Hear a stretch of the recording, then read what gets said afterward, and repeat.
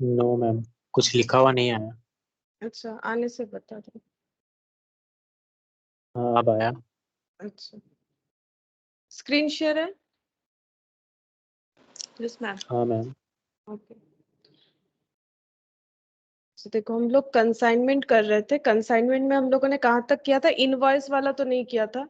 जो बिना इनवॉइस वाला सम्स था वो किया था, और उसमें मैंने एक ही क्वेश्चन होमवर्क दिया था, दैट इज क्वेश्चन नंबर 19।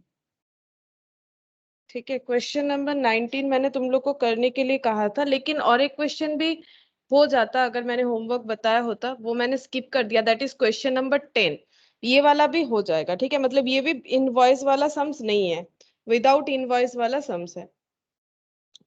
ठीक है, तो देखो एक बार हम लोग ये दो होमवर्क जो है इसको एक बार फटाफट डिस्कस करके इनवॉइस वाला सम्स करेंगे।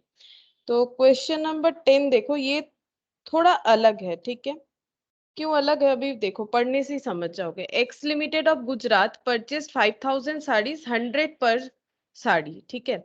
तो एक्स लिमिटेड है जो कि गुजरात में है, उन्होंने 5000 साड़ी खरीदा है 100 रुपए करके। Out of this 3000 sari were sent on consignment, मतलब ये टोटल है 5000 जो है वो साड़ी का टोटल स्टॉक है, उसमें से 3000 साड़ी इन्होंने कंसाइनमेंट के लिए भेजा है। कहाँ? वाई लिमिटेड को of Kolkata at selling price of 150 per sari.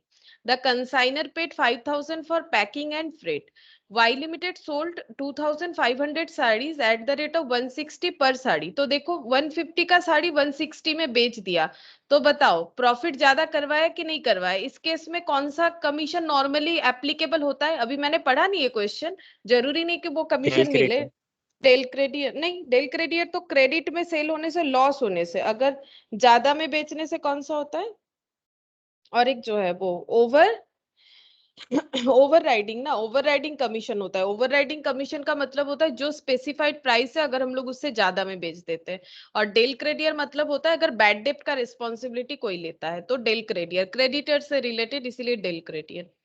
अच्छा, अब देखो, and incurred 500 for selling expense and remitted 2,50,000 to Gujarat on account. अच्छा, अब क्या किया है? खुद ने 500 रुपए का खर्चा किया है। किसने? वाई लिमिटेड जो कि कंसाइनी है, और गुजरात में 2.5 लाख भेज दिया, मतलब कंसाइनर को 2,50,000 सेंड कर दिया, जबकि 2500 साड़ीज अगर 160 करके बेचा जाए तो कितना होता है? देख रहे हैं? कितना होता है? 4 लाख होता है। देखो 2500 साड़ी अगर 160 करके बेचते हैं तो 4 लाख होता है, लेकिन उसने 2,50,000 ही भेजा है, क्योंकि बाकी सब पैसा माइनस कर लिया होगा, जैसे कि उसका कमीशन का पैसा और ये जो 500 रुपए खर्चा किया। They are entitled to a commission of 5% on total sales plus a further of 25% commission on any surplus price realised over 150। बताओ सरप्लस प्राइस रियलाइज्ड है क्या? 150 में बेचने के लिए कहा गया था, अगर 160 में बेचा है तो सरप्लस यानी एक्स्ट्रा में बेचा है क्या? एक्स्ट्रा प्राइस इसने रिकवर करवाया हाँ, है। कितना? एक एक साड़ी पे कितना? 10 रुपीज। 10 रुपीज। कितना सारा साड़ी है ऐसा? एक साड़ी पे 25, सॉरी 10 रुपए, ऐसा कितना सारा साड़ी है? 3000। नहीं, ये 3000 तो भेजा गया था। सेल कितना हुआ है? जितना सेल होता है उसी पे कमीशन मिलेगा, जो नहीं बेच पाए वो तो क्लोजिंग स्टॉक। 2500। 2500 साड़ी बेचा है ना, यहाँ पर लिखा है। 3000 तो भेजा था, सारा थोड़ी ना बेच पाया, मतलब 500 का क्लोजिंग स्टॉक होगा। अच्छा, अब देखो 1500 saris were sold at Gujarat. अब देखो ये 1500 से कंफ्यूज मत हो, ये 1500 कौन सा है? ये एक्चुअली देखो यहाँ पर क्वेश्चन कुछ इस तरह से है। एक मिनट, ये देखो क्वेश्चन ऐसे है। 3000, सॉरी 5000 साड़ी खरीदा गया था, ठीक है। 5000 साड़ी खरीदा गया था एट द रेट ऑफ 100 करके, लेकिन उसका दो पोर्शन हो जाएगा। एक कंसाइनमेंट सेल के लिए भेजा गया, एक कंसाइनमेंट सेल के लिए भेजा गया, और एक नॉर्मल सेल। नॉर्मल सेल मतलब जो अपनी जगह पे वो कर रहा है। तो एक्स लिमिटेड जो कंपनी है उसने अपना स्टॉक क्रिएट किया है कितने का? 5 लाख। 5 लाख का स्टॉक क्रिएट किया है, ठीक है। लेकिन उसमें से 3000 कंसाइनमेंट में बेचने का डिसाइड किया है, मतलब 3000 साड़ी भेज दिया है कंसाइनमेंट में बेचने के लिए। कहां पर? कोलकाता में 150 करके बेचने के लिए कहा है, ठीक है। 150 करके बेचने के लिए कहा है, 150 सेलिंग प्राइस, लेकिन कॉस्ट तो 100 है हमारा। और नॉर्मल सेल उसके बाद कितना किया, उसके बाद यहाँ पर देखो दिया है 1500 साड़ी सोल्ड एट गुजरात, इसीलिए एट गुजरात ये बता दिया है। 1500 साड़ी जो है वो एट द रेट ऑफ, देखो कितना करके बेचा है, 110 रुपए करके ये गुजरात में बेचा है, मतलब उसके ही प्लेस में। तो ये 150 और ये 3000, तो टोटल कितना हो रहा है, 4500 साड़ी वो बेचने के लिए मतलब ये तो 3000 बेचा, उसमें से ये 3000 भेजा गया था, एक्चुअली बेचा नहीं है, 3000 कंसाइनमेंट में भेजा। इसमें से कितना सेल हुआ, इसमें से सेल हुआ है 2500, कंसाइनी जो है उसने 2500 साड़ी सेल किया। और नॉर्मल जितना इसके पास था, अब बताओ ये 3000 अगर कंसाइनमेंट में भेज दिया था तो इसके पास कितना साड़ी बचा था नॉर्मल सेल करने के लिए। 5000 में अगर 3000 कंसाइनी को भेजा था कि तुम बेचो, तो फिर बाकी इसके पास कितना था, 2000, 2000। 2000, उसमें से 1500 सेल कर दिया, क्योंकि ये देखो बता रहा है नॉर्मल सेल किया है गुजरात पे, गुजरात में सेल किया 110, तो इस यहाँ पर इसके ट्रेडिंग में नॉर्मल क्लोजिंग स्टॉक कितने क्वांटिटी ऑफ साड़ी का दिखेगा, क्वांटिटी पूछ रहे, प्राइस अभी फिलहाल नहीं पूछ रहे, क्वांटिटी कितना होगा बताओ। सभी तो दिख रहा है, 2000 में अगर 1500 बेच दिया है तो कितना क्लोजिंग स्टॉक होगा, 500। 500 नंबर ऑफ साड़ीज। और इसका वैल्यूएशन कैसे होता है, क्लोजिंग स्टॉक हमेशा किस में वैल्यू होता है बताओ। कॉस्ट में कॉस्ट में, कॉस्ट कितना है, 110। नो, 110 सेलिंग प्राइस, फिर से देखो पर कितना 100 है, 100 है। 100, तब 100, तो ये हो जाएगा 50,000, ये क्लोजिंग स्टॉक बनेगा। अच्छा यहाँ पर क्लोजिंग स्टॉक कितने का बनेगा, 2500 सेल कर दिया, यहाँ पर क्लोजिंग स्टॉक कितने का बनेगा बताओ, क्वांटिटी बता दो पहले। 3000 में 2500 500। सेल, 500, यहाँ भी क्लोजिंग स्टॉक 500, और इसका valuation eight the rate of 100 नहीं होगा, क्योंकि इसका वैल्यूएशन तो हम लोगों को करना पड़ता है, वहां पर जो भी गुड्स भेजने का कॉस्टिंग वगैरह होता है वो सब ऐड वैड करके हमें पता चलता है, तो इसका एट द रेट अभी निकाल नहीं सकते। तो ये क्वेश्चन में ये एक स्पेशल पॉइंट था, नॉर्मली ऐसे नहीं होता है, नॉर्मली सिर्फ हमें डायरेक्ट बता देता है कंसाइनमेंट में कितना सेंड किया गया था, ये वाला चीज बता देता है, ये यहाँ पर इन्होंने क्या किया ये नहीं बताता है। लेकिन अभी इसका कोई जरूरत है कि नहीं वो हम लोग बाद में देखेंगे, अगर हमें कुछ ट्रेडिंग ये सब अकाउंट क्रिएट करने बोले तो इसका भी जरूरत होगा। अच्छा उसके बाद देखो owing to fall in market price, अच्छा जैसे मार्केट में हर एक चीज का प्राइस तो अप एंड डाउन होता है मार्केट के सिचुएशन के हिसाब से, तो मार्केट में फॉल कर रहा है साड़ी का price, the value of the stock, the value of the stock of sari in hand मतलब closing stock is to be reduced by 5%। तो क्लोजिंग स्टॉक जो है वो 5% कम करना पड़ेगा, क्योंकि मार्केट में प्राइस कम हो गया, नॉर्मल सा बात है, मान लो मैंने एक साड़ी 100 रुपए में खरीदा था बेचने के लिए, अब मार्केट में इसी साड़ी का प्राइस जो है 5% कम, यानी कितना हो गया है 95, 5% कम मतलब 95। अब बताओ ये साड़ी अगर हम 100 पे 10 रुपए प्रॉफिट लगा के बेचने का कोशिश करेंगे तो नहीं बिकेगा, एक बार हम गुजरात का ही सिचुएशन बता रहे हैं, उसके बाद यहाँ पर भी हम लोग देखेंगे कि अगर हमारा जो प्रोडक्ट है उसका प्राइस ही फॉल कर गया है मार्केट में, कितना फॉल कर गया है 5%, अगर 5% कम होता है तो एक एक साड़ी का कॉस्टिंग फिर हमें 95 मानना पड़ेगा, ठीक है। अब अगर साड़ी का प्राइस कम हो जा रहा है तो हम लोग उतना प्रॉफिट नहीं कमा सकते जितना पहले कमा रहे थे।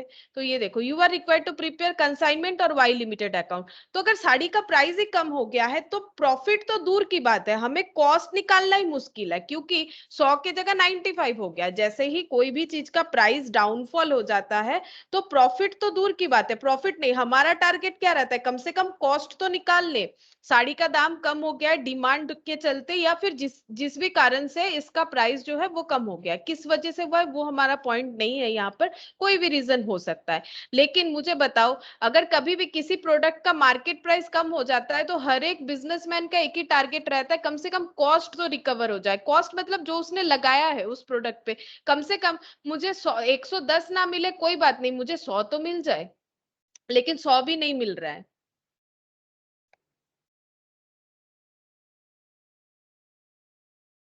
गुड मॉर्निंग इनकी। Good morning ma'am. अच्छा देखो, तो मेरे कहने का मतलब है कि मेरा 100 नहीं निकलेगा। देखो 100 पे मैंने कहीं पर 10 रुपए प्रॉफिट लगा के बेचने का कोशिश किया, कहीं पर मैंने 100 पे 150 का भी मतलब 50 रुपए का भी प्रॉफिट कमाया थ्रू कंसाइनी मतलब एजेंट के थ्रू। कहीं 50 रुपए का प्रॉफिट कमाया एक साड़ी पे, कहीं 10 रुपए का प्रॉफिट कमाया। बट अभी सिचुएशन ऐसा है कि मार्केट प्राइस इसका फॉल हो गया है तो 95। तो अभी मेरा टारगेट रहेगा कम से कम मेरा 100 तो रिकवर हो, लेकिन 100 भी रिकवर नहीं हो सकता, एक एक साड़ी पे रिकवर हो सकता है 95 करके। ठीक है, अभी इतना सा कंसेप्ट समझो, उसके बाद हम लोग देखते हैं कि ये चीज यहाँ पर कैसे एप्लीकेबल होगा। Owing to fall in market price यहाँ पर कैसे एप्लीकेबल होगा वो मैंने बताया, लेकिन यहाँ पर कैसे एप्लीकेबल होगा वो हम लोग जब तक वैल्यूएशन नहीं करेंगे तब तक नहीं समझ पाएंगे।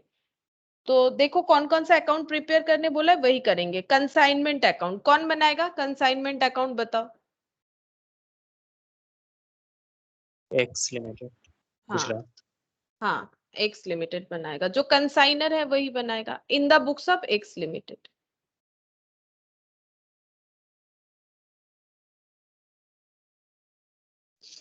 अच्छा बताओ, सबसे पहले इसने परचेस किया, क्या इसका एंट्री कंसाइनमेंट अकाउंट में आएगा? बताओ 5,000, ये तो यहाँ पर मैंने सारा चीज लिख रखा है, ये जो 5,000 का साड़ी परचेस किया क्या ये मेरा कंसाइनमेंट अकाउंट में आएगा? No ma'am. नहीं आएगा। तो कंसाइनमेंट अकाउंट में क्या आएगा? ये कहां पर आएगा फिर? ये बताओ ये कहां पर आएगा, इसका भी हमें नॉलेज होना चाहिए। बताओ। ट्रेडिंग में। ट्रेडिंग में, ये अपना ट्रेडिंग बनाया होगा, ठीक है, जहां पर इसने लिखा होगा टू परचेज बोल के, ये वाला 5 लाख, है ना? अच्छा, और जब सेल किया होगा खुद का तो ये बाई सेल बोल के कितना लिखा होगा? बाई सेल बोल के ये वाला 1500 इंटू 1100 कितना होता है? 1500 इंटू 1100 ये कितना होता है? 165 16,50,000 ये हो रहा है। और जो कंसाइनमेंट में भेजा होगा उसको क्या लिखा होगा? To good sent on consignment ये लिखा होगा, to good by good sent on consignment, या फिर बाई कंसाइनमेंट सेल, जो कंसाइनमेंट में सेल हुआ होगा बाई कंसाइनमेंट सेल, वो अब उसका रिकॉर्डिंग क्या होगा? तो to good sent on consignment हम लोग कितना लिखेंगे? जितना कंसाइनमेंट के लिए इनकट किया गया है।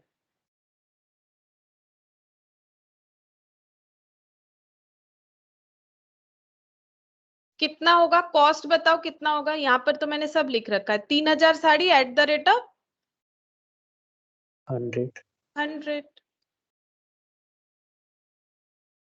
अच्छा, उसके बाद खुद जो खर्चा किया उसे टू कैश या बैंक बोल सकते। देखते हैं गुजरात ने कितना खर्चा किया है, गुजरात वालों ने, एक्स लिमिटेड ने। Consignor paid 5,000 for packing and freight.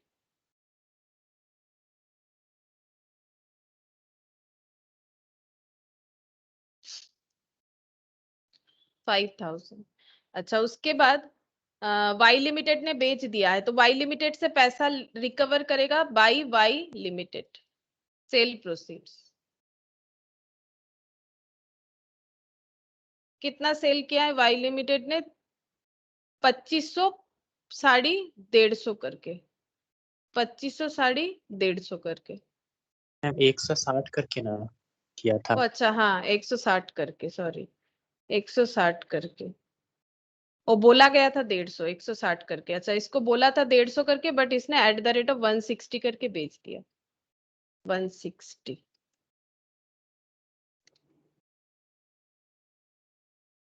4 lakh, 4 lakh आया अभी था।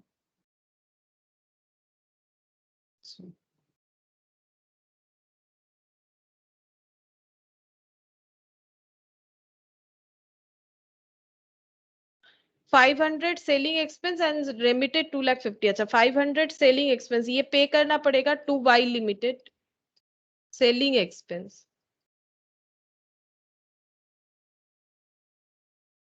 500। अच्छा, कमीशन।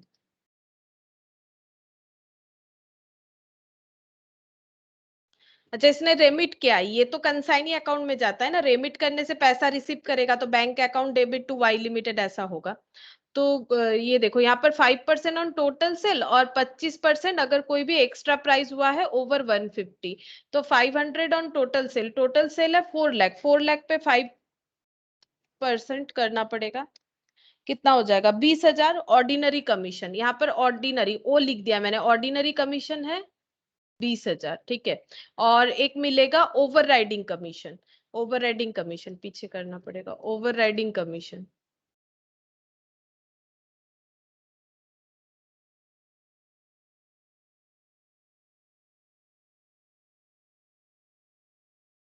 एक एक साड़ी पे 10 रुपया एक्स्ट्रा कमा लिया है, 10 इंटू 2500 कितना होगा, 10 इंटू 2500, 25,000 पे कितना मिलेगा, 25,000 पे 25% मिलेगा। एक एक साड़ी पे 10 रुपया ज्यादा कमाया है, ऐसा 2500 साड़ी है और उस पे 25%,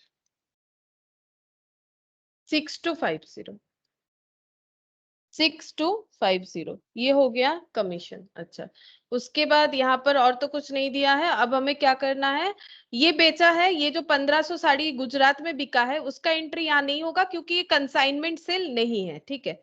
अब हम लोग क्लोजिंग स्टॉक निकालेंगे, by stock lying with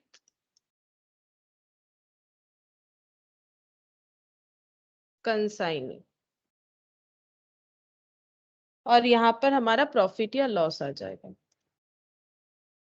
working note बनाते हैं, कॉस्ट ऑफ गुड्स सेंट तुम लोग अपने आप बनाओ, बाद में मेरे साथ टैली कर लेना, देखो हो रहा है कि नहीं तुम लोगों से, या फिर मुझे बताओ कॉस्ट ऑफ गुड्स सेंट कितना होगा, 3000 साड़ी और इंटू 100, 3 लाख, 3000 साड़ी इंटू 100 कितना हो गया, 3 लाख हो गया। अच्छा, add all expenses by X limited, 5000,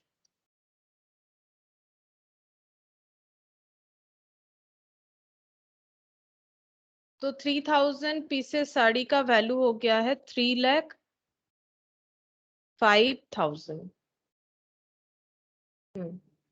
अच्छा, इसके बाद कंसाइनी का खर्चा था, लेकिन उसने खर्चा किया है, किस तरह का खर्चा किया है, सेलिंग एक्सपेंस, बताओ क्या ये आएगा, ये तो हो गया total cost of goods Saint.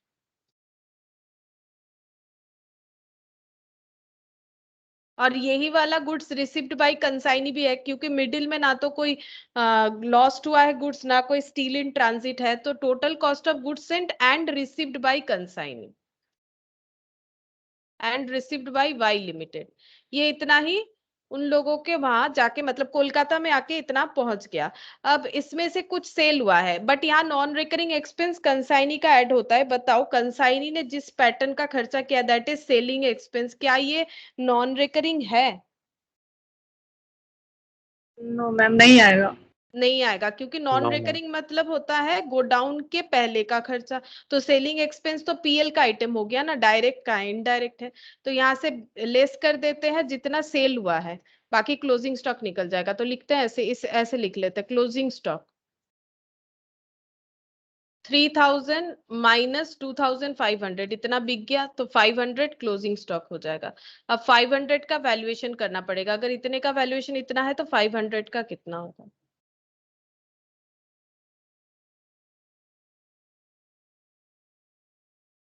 3,05,000 divided by 3000 into 500।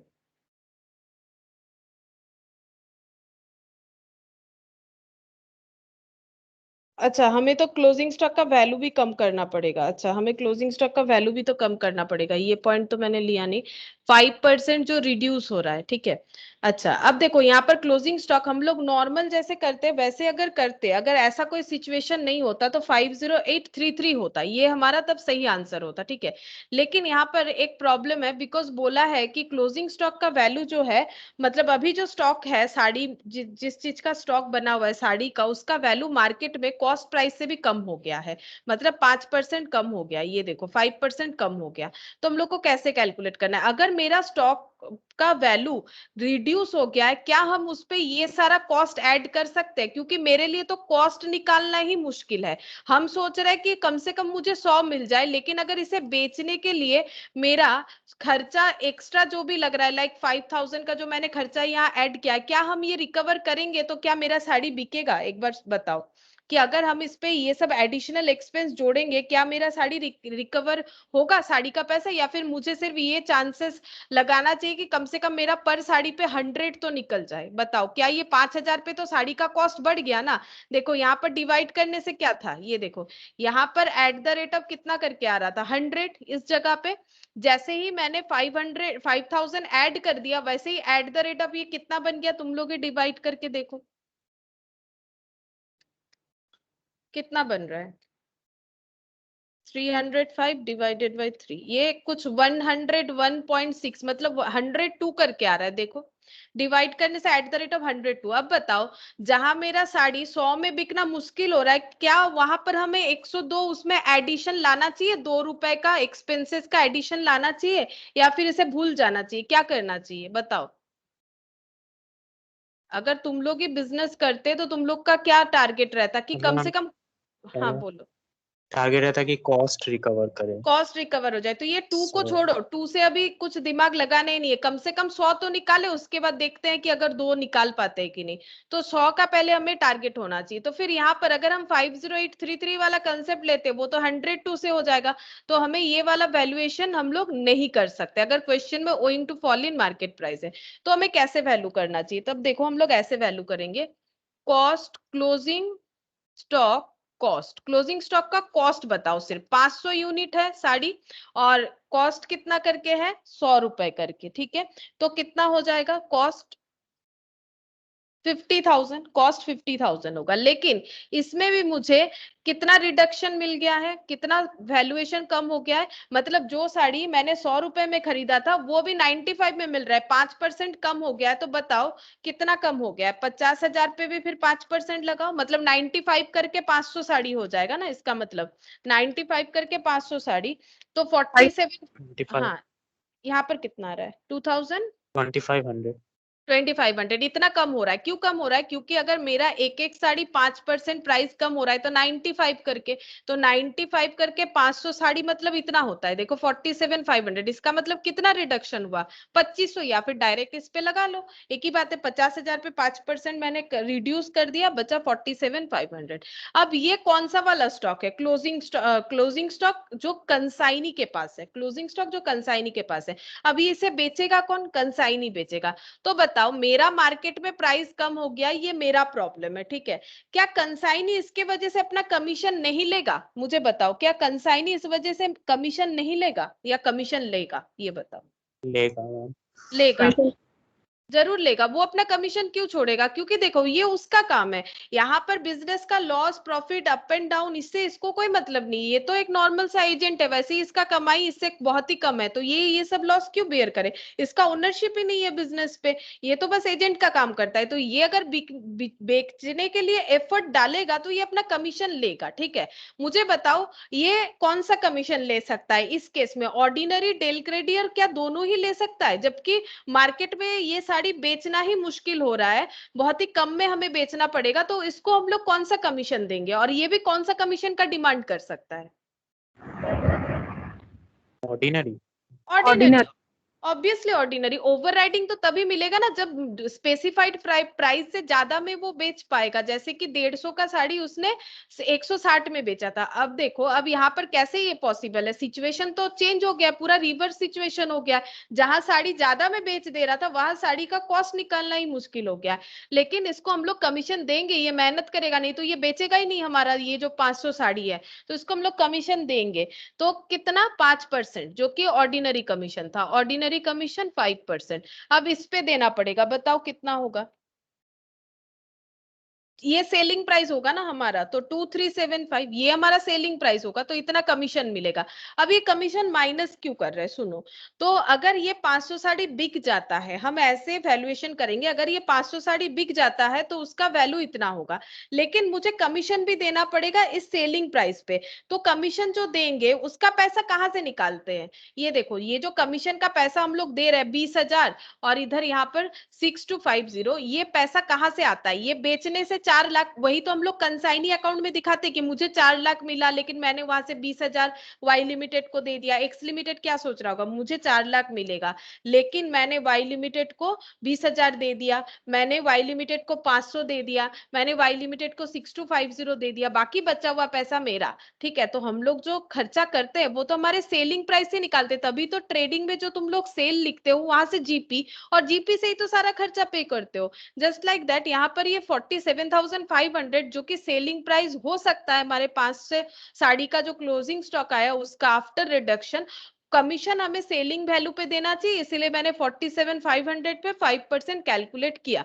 लेकिन जैसे ही हम लोग कमीशन देंगे, क्योंकि बाकी तो सारा सेटअप हो गया, बाकी जो साड़ी था वो तो बिक गया, उसका पूरा सेटअप हो गया, लेकिन इसका क्या हो सकता है, फिर इसका हमें क्लोजिंग स्टॉक का उतना ही वैल्यू करना चाहिए जो हमारा लोअर वैल्यू होता है, क्योंकि रूल्स क्या है, कॉस्ट और market price which ever is lower, ये मार्केट प्राइस आ रहा है बट ये हम लोग पूरा नहीं ले पाएंगे क्योंकि इससे भी हमें कमीशन पे करना पड़ेगा, दैट इज 2,375। तो इसका मतलब बचा कितना, 45,125, ये हमारा क्लोजिंग स्टॉक का वैल्यूएशन होगा। जब भी फॉल इन मार्केट प्राइस होगा तब हम लोगों को इस तरह से कैलकुलेशन करना पड़ेगा क्लोजिंग स्टॉक का। हम लोग कॉस्ट में करेंगे, ठीक है, कॉस्ट लेने के बाद रिडक्शन जितना हो रहा है उतना देखेंगे और उसी से कमीशन पे करेंगे, क्योंकि सेलिंग प्राइस पे कमीशन होता है, कमीशन देने के बाद जो बचेगा, क्योंकि ये कंसाइनी के थ्रू सेल हो रहा है तो ये कमीशन वाला पॉइंट हमें देना ही पड़ेगा। तो 45,125 आएगा, 45,125 हो गया। ठीक है, अच्छा अब हम लोग इसको क्लोज करेंगे और कुछ नहीं था यहाँ पर, तो 45,125 और 4 lakh, 4,45,125 to profit and loss. Profit, ये प्रॉफिट का साइन है, हाँ, प्रॉफिट ऑन कंसाइनमेंट।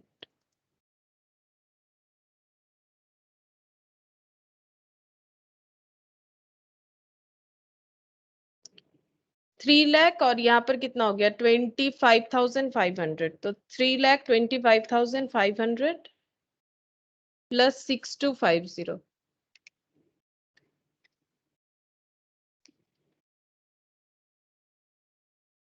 1,13,375, ये आ गया प्रॉफिट।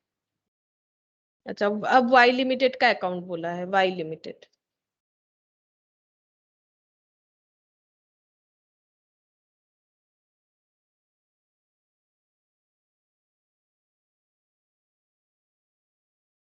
वाई लिमिटेड के अकाउंट में देखो क्या होगा, तो एक्स लिमिटेड बोलेगा कि मुझे वाई लिमिटेड से कितना मिलने वाला है, सेल का पैसा,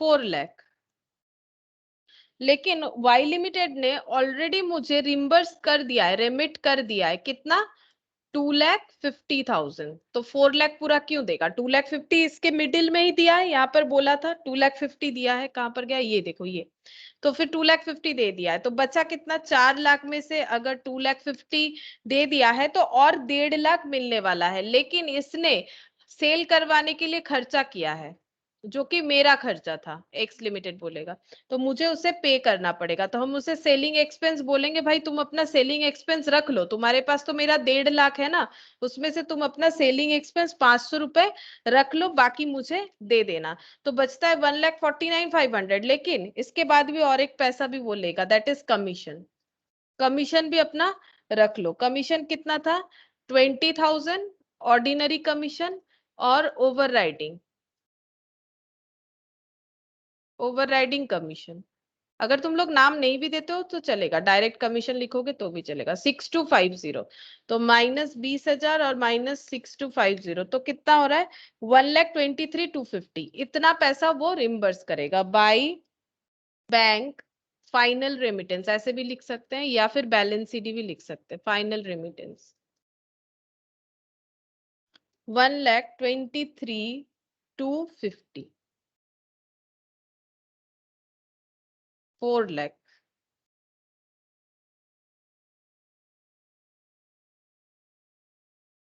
अच्छा, अगर तुम लोग ये सोच रहे हो कि मैंने ये कमीशन क्यों नहीं दिया, बिकॉज ये कमीशन हम लोगों ने पे नहीं किया है, ये हम लोग अपना क्लोजिंग स्टॉक जब वैल्यू कर रहे हैं तब देख रहे हैं कि इसका मिनिमम वैल्यू क्या हो सकता है, क्योंकि स्टॉक को हमेशा AS1 के हिसाब से किस तरह से रिकॉर्ड करना चाहिए, कॉस्ट और market price which ever is lower. वैसे तो इसका कॉस्ट 50,000 हो रहा है, लेकिन मार्केट प्राइस इतना आएगा अगर हम लोग कंसाइनी के थ्रू बेचते, तो ये कोई पेड कमीशन नहीं है, ये अभी तक हम लोगों ने पे नहीं किया है, ना तो 500 का सेल हुआ है। हम लोग क्लोजिंग स्टॉक का वैल्यूएशन कर रहे हैं, और वैल्यूएशन जो है 47,500 आया, लेकिन क्योंकि ये थ्रू कमीशन कंसाइनी के थ्रू बेचा जा रहा है तो कमीशन तो उसे देना पड़ेगा, तो उसमें हमारा वैल्यूएशन इतना आना चाहिए 45,125। अरे ये क्या हो गया?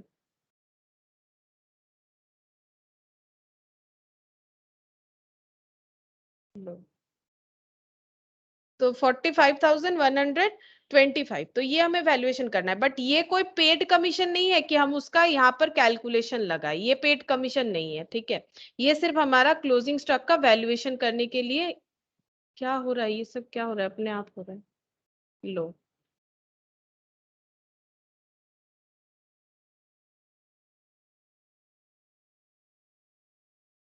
अच्छा ठीक है, तो देखो जैसे भी ये पॉइंट नोट डाउन कर लो, जब भी हमें going to fall in market price बोलेगा तब हम लोग को इस तरह से ट्रीट करना पड़ेगा। तो ये एक स्पेशल क्वेश्चन था, ये मैंने दिया नहीं था तुम लोग को होमवर्क में, बाकी ये तो हम लोगों ने कर लिया था। इसके बाद मैंने क्वेश्चन नंबर 19 दिया था, मुझे जितना याद आ रहा है।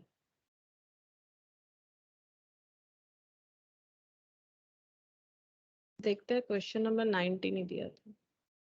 हाँ, 19 दिया था। अच्छा,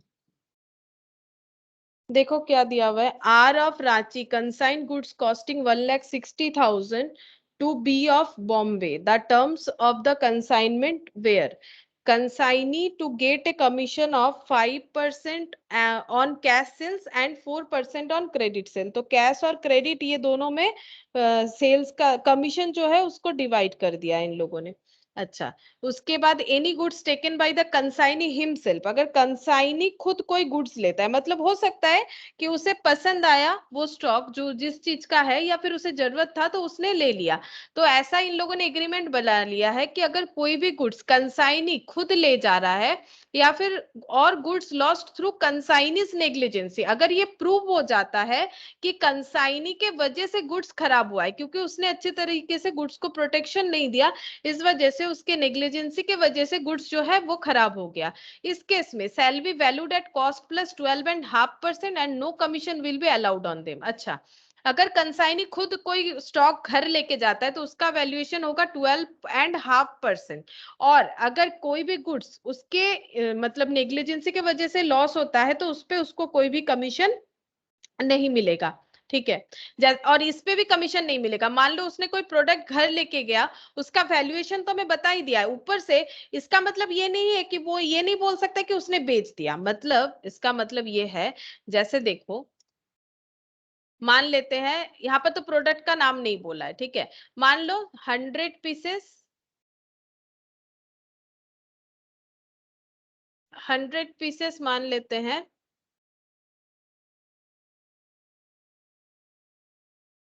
मान लो 100 पीसेस कैलकुलेटर था, ठीक है, कैलकुलेटर था, इसमें से उसको एक कैलकुलेटर का जरूरत था, वो एक कैलकुलेटर ले लिया, तो अब अभी 100 पीसेस में मान लो उसने 80 पीसेस बेच दिया, और ये 1 पीसेस लेके चला गया, तो टोटल तो 81 क्लोजिंग 81 का स्टॉक जो है वो रिमूव हुआ है, लेकिन ये एक पीस जो वो खुद अपने यूज के लिए लेके गया है, इसको सेल कंसीडर नहीं कर सकते, इसीलिए इस पे कमीशन नहीं मिलेगा, वही चीज बोल रहा है, इस पे कोई कमीशन देना नहीं हम लोग को, क्योंकि ये सेल नहीं है, ये बाहर वालों को सेल किया जाता है, ये तो एजेंट है, एजेंट अपनी जरूरत से खुद से लेके गया है, तो ये पेमेंट कर देगा या कोई एडजस्टमेंट होगा, बट इस एक यूनिट पे इसको कभी भी जो कमीशन है वो नहीं मिलेगा। The expenses incurred by the consignor बताया, carriage insurance, the consignor receive 50,000 advance against the consignment, advance मिला है पहले से ही, रेमिटेंस नहीं है ये, एडवांस मिला है। Account sales together with a draft for the balance due was received by the consignor showing the following position. जो अकाउंट सेल्स है, अकाउंट सेल्स कौन किसको भेजता है? कंसाइनी कंसाइनर को भेजता है। वहां पर क्या लिखा है? Goods costing 1,20,000 28,000 were sold for cash at 1,40,000 and on credit 1,08,000। अच्छा, गुड्स कॉस्टिंग मतलब 1,28,000 का जो कॉस्ट था उसका सेल हुआ है। कैसे? 1,40,000 कॉस्ट कैश में हुआ है और बाकी 1,08,000 जो है, 1,08,000 जो है वो क्रेडिट में हुआ है। Goods costing 8,000 were taken by B and goods costing 4,000 were lost through B's negligence, जिसकी वजह से पॉइंट बी था उसका दो वैल्यू हमें बता दिया है। The expenses incurred by B, advertisement, other selling expense, so the ledger account in the books of R. तो आर के बुक्स में क्या क्या लेजर अकाउंट होता है? आर कौन है? आर ऑफ रांची जो कि गुड्स कंसाइन कर रहा है, तो आर हमारा कंसाइनर है। तो इसके बुक्स में तो दो ही अकाउंट बनेगा, एक है कंसाइनमेंट और एक है कंसाइनी।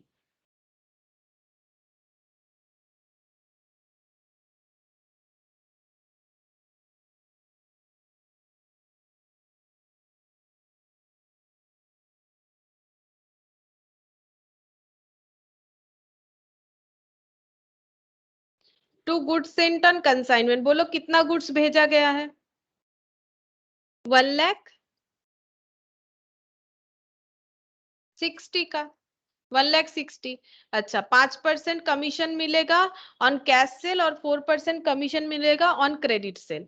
अच्छा, उसके बाद एनी गुड्स टेकन बाय। अच्छा, देखते कंसाइनर ने क्या खर्चा किया। Carriage, freight, insurance to cash या bank, carriage and freight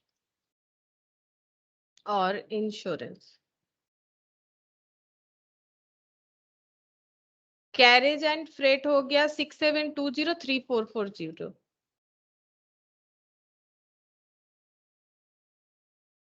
the consignor received 50,000 as advance against the consignment, तो ये थोड़ी ना यहाँ पर आएगा, उसने एडवांस लिया है तो bank account debit to consignee होना चाहिए, यहाँ तो नहीं आएगा।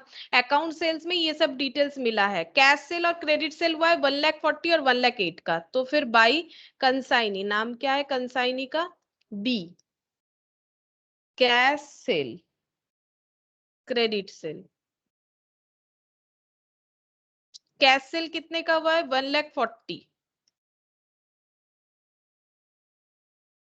क्रेडिट सेल कितने का किया है? 1,08,000। अच्छा, उसके बाद 8,000 गुड्स जो है वो बी ने टेक ओवर किया है। अच्छा बताओ इसका क्या ट्रीटमेंट करना चाहिए? बी कौन है? बी है हमारा कंसाइनी। कंसाइनी ने गुड्स लिया है, 8,000 उसका कॉस्ट है।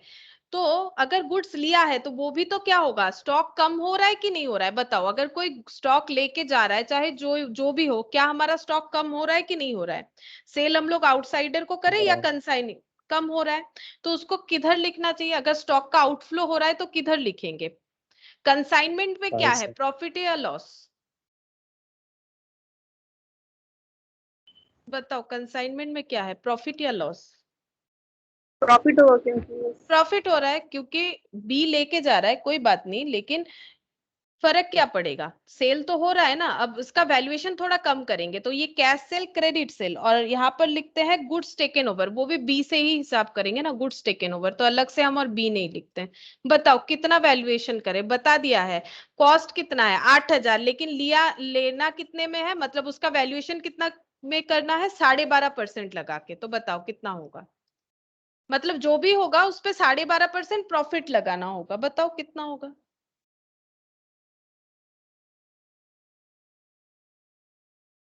ये हो जाएगा ना। बाकी 9,000, लोगों का, टोटल हाँ, 9,000। टोटल 9,000। बाकी लोगों का सेल का जो प्रॉफिट का कंडीशन है वो अलग है, परसेंटेज।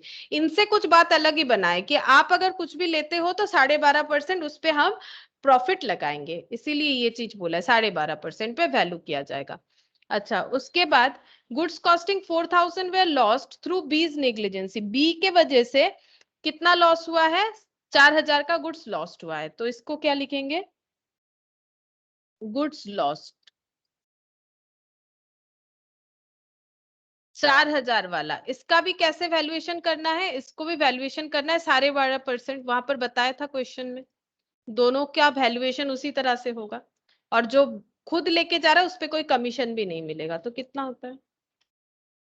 4500। 4500। तो इतने तरह से आउटफ्लो हुआ, कैश सेल, क्रेडिट सेल, ये आउटसाइडर को, ये cash sale, credit cell customers को, ये खुद लेके गया, ये नेग्लिजेंसी के वजह से गुड्स लॉस्ट हो गया। अच्छा,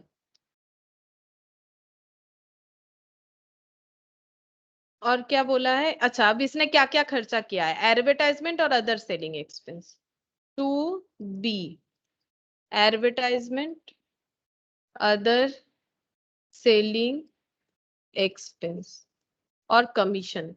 अच्छा, एडवर्टाइजमेंट कितना है? एडवर्टाइजमेंट है 1720 और 1080।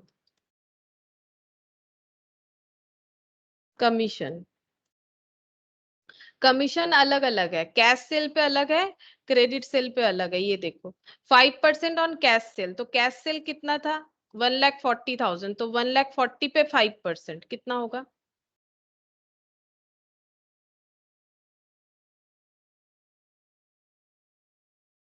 $7,000। और एक तो कितना होगा? क्रेडिट सेल बोला है 4%, 1,08,000 पे 4%।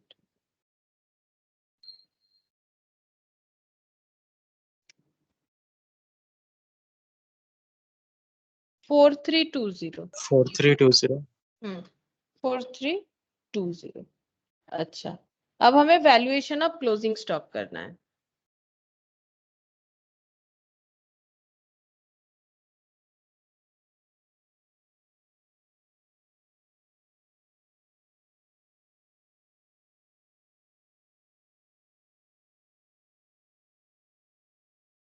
Closing stock lying with consignment.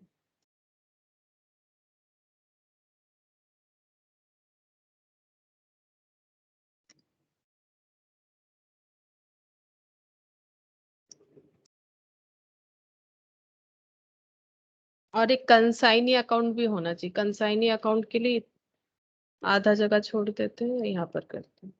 Working note number 1।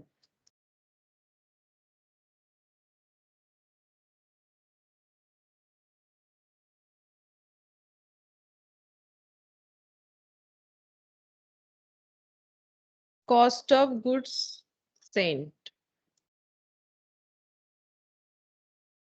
1,60,000। यहाँ पर यूनिट नहीं बताया है, यूनिट नहीं बताया है। All expenses by are,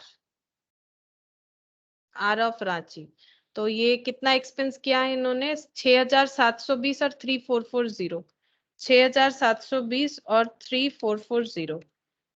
10,160। 10,160। तो गुड्स का वैल्यूएशन हो गया दोनों को ऐड करने से 1,70,160। अच्छा, ये हो गया total cost of goods sent and received by B. B को जब मिला वो इतना ही मिला, क्योंकि कुछ तो लॉस भी नहीं है ना, तो कुछ स्टील इन ट्रांजिट में है, तो यहाँ से कुछ माइनस नहीं हो रहा है।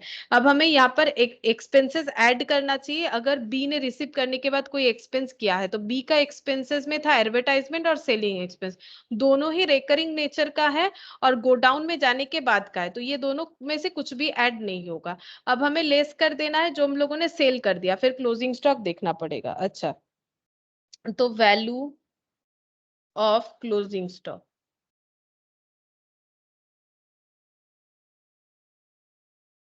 अच्छा 1,60,000 वाला प्रोडक्ट का वैल्यू हो गया 1,70,160। अच्छा, क्लोजिंग स्टॉक में कितना यूनिट है? यूनिट तो बताया नहीं है, कितना वैल्यूएशन बच रहा है वो कैसे निकालेंगे? हमें कॉस्ट का कैलकुलेट करना चाहिए। तो देखो 1,60,000 का कॉस्ट था और उसमें से सेल हो गया है 1,28,000 का कॉस्ट। ये देखो, ये जो सेल हुआ है ना, ये देखो, ये जो सेल हुआ है इसका कॉस्ट कितना है? यहाँ पर बताया है goods costing 1,28,000 were sold for cash at 1,40,000 and on credit at 1,08,000। मतलब 1,28,000 वाला 1,40,000 और 1,08,000 में बिका है, तो कितने का गुड्स बिक गया? 1,28,000। और 8,000 का स्टॉक जो है वो बी लेके गया, 4,000 उसके वजह से लॉस्ट हो गया। तो टोटल आउटफ्लो कितना हुआ? 128 प्लस 8 प्लस 4। ये देखो 128 प्लस 8 प्लस 4, तो क्लोजिंग स्टॉक वैसे निकालना पड़ेगा 1,28,000 प्लस 8,000 और प्लस 4,000 कितना होता है? देखो इतना टोटल हमारा सेल हुआ है। ये कंसाइनी लेके गया, ये उसके नेग्लिजेंसी की वजह से लॉस्ट हो गया है, तो कितना होगा? 1,40,000 हो रहा है। देखो ये टोटल जो आउटफ्लो है वो 1,40,000 हो रहा है। देखो समझ में आया कि नहीं? ये सबके आगे कॉस्ट लिखा हुआ था, ये सबके आगे कॉस्ट लिखा हुआ था। 1,28,000 वाला जो था ना वो इतने में सेल हुआ है दोनों मिला के। तो ये सब आउटफ्लो है ना, इधर वाला आउटफ्लो है, लेकिन हमें तो कॉस्ट लेना पड़ेगा ना अगर वैल्यूएशन करना है। तो टोटल 1,40,000 हो रहा है, तो 1,60,000 में से ये देखो 1,60,000 का कॉस्ट था, अगर उसमें से 1,40,000 चला जाता है तो कितना क्लोजिंग स्टॉक बचेगा? बताओ समझ में आया कि नहीं? यूनिट नहीं रहने से इसी तरह से करना है। 1,60,000 रुपए का स्टॉक भेजा गया था, उसमें इतना खर्चा होने के बाद वो स्टॉक इतने का बन गया। अब इतना का जो कॉस्ट वाला स्टॉक था उसमें से ये और ये आउटफ्लो हो चुका है फॉर सम रीजन, लाइक ये आउटसाइडर का सेल है, ये कंसाइनी खुद लेके गया, ये बेकार हो गया है, लॉस्ट हो गया, एबनॉर्मल लॉस। तो ये भी तो आउटफ्लो है, ये भी तो हमारा चला जा रहा है। तो फिर कितना स्टॉक में बच रहा है? 20,000 20,000 रुपीज का बच रहा है। ठीक है, 20,000 रुपीज का बच रहा है। अब 20,000 तो हम लोगों ने पूरा स्टॉक का वैल्यूएशन किया जो कि कॉस्ट पे था, फिर 10,160 का खर्चा तो इस 20,000 पे भी लगा होगा। तो वो कैसे निकाले? प्रोपोर्शनेट एक्सपेंस कैसे निकाले? क्योंकि 1,60,000 में से 20,000 बचा है, बट 1,60,000 तो 1,60,000 नहीं था, 1,70,160 हो चुका था। तो उस हिसाब से अगर देखें तो 20,000 का कैसे वैल्यूएशन करेंगे? 20,000 पे कितना प्रोपोर्शनेट एक्सपेंस लगेगा? तो देखो 1,60,000 वाला स्टॉक अगर 1,70,100 हो जाता है, ऐसे 70,160 होता है, तो ₹1 वाला स्टॉक कैसे होगा? डिवाइड, जैसे ही 1 में ट्रांसफर होता है कैसे होता है? डिवाइड हो जाता है। तो 20,000 वाला स्टॉक का वैल्यूएशन कितना होगा? 1,70,160 डिवाइडेड बाई 1,60,000 इंटू 20,000। बताओ कितना हो रहा है कैलकुलेट करके?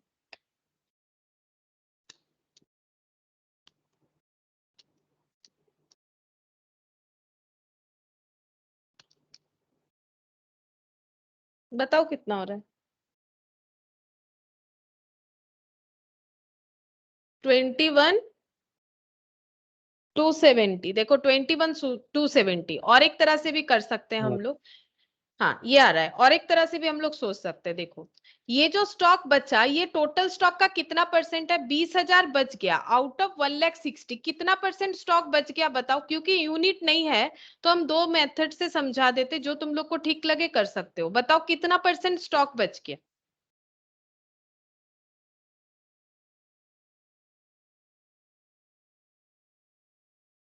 कितना परसेंट हो रहा है? 12.5%। देखो 12.5% स्टॉक बच गया। कैसे पता चला? हम लोगों ने 20,000 निकाला और ये 20,000 1,60,000 का कितना परसेंट है? 12.5%। तो अगर 100% स्टॉक पे 10160 का खर्चा लगता है तो 12.5% पे कितना लगेगा? 10160 इंटू 12.5%, इस एक्सपेंस का 12.5% आ जाएगा इस 20,000 पे। तो कितना होगा? देखो 10160 इंटू 12.5%, तो 1,270 होता है। ठीक है, तो 1,270 अब ऐड कर दो, 20,000 कॉस्ट है, उस पे प्रोपोर्शनेट एक्सपेंस लगेगा 1,270। तो 20,000 प्लस 1,270 कितना होता है? देखो उतना ही आ रहा है क्या? 21,270 उतना ही आ रहा है। ठीक है, ऐसे भी कर सकते हो कि जितना स्टॉक बचा उस पे हमारा कितना प्रोपोर्शनेट, इसको बोलते हैं परसेंटेज। प्रोपोर्शनेट कितना प्रोपोर्शन? ये तो 100% के लिए है, तो 12.5% के लिए कितना होगा? इस तरह से भी तुम लोग कर सकते हो। प्रॉब्लम तभी आता है जब यूनिट नहीं रहता है। देखो इसमें यूनिट नहीं है तो समझने में थोड़ा प्रॉब्लम होता है, इसीलिए ये भी कर सकते हैं या फिर ये भी कर सकते हैं। कैसे किया फिर से एक बार बता देते हैं। हम लोगों ने जो भी स्टॉक का कॉस्ट था उसमें जैसे ऐड करना था किया। यहाँ पर सिर्फ यूनिट नहीं है कि ये कितने यूनिट का वैल्यूएशन है। तो हम लोग क्लोजिंग स्टॉक कैसे निकालेंगे? यूनिट रहने से हम लोग कितना बेच दिए उतना माइनस करके निकाल लेते हैं। तो हम लोग यहाँ पर कॉस्ट पे वैल्यूएशन, क्योंकि क्लोजिंग स्टॉक है ना, तो याद रखो हमेशा कॉस्ट पे होना चाहिए। तो 1,60,000 में से इतना कॉस्ट का सामान हमारा चला गया, सेल होके, कुछ कंसाइनी लेके गया, कुछ उसने खराब कर दिया, तो ये 20,000 का जो स्टॉक है वो हमारा क्लोजिंग स्टॉक होगा। तो यहाँ पर लिख देते हैं 21,270 और ऐड करो 21,270 प्लस 4,500 प्लस 9,000 प्लस 1,08,000 प्लस 1,40,000, 2,82,770।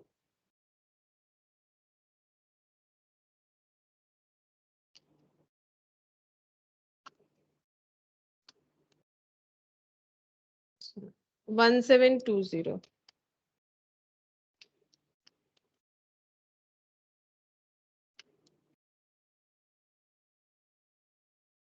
98,490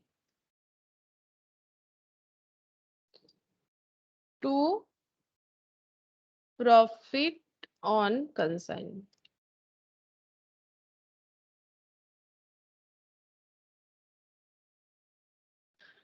अच्छा, यहाँ पर बी अकाउंट बनेगा,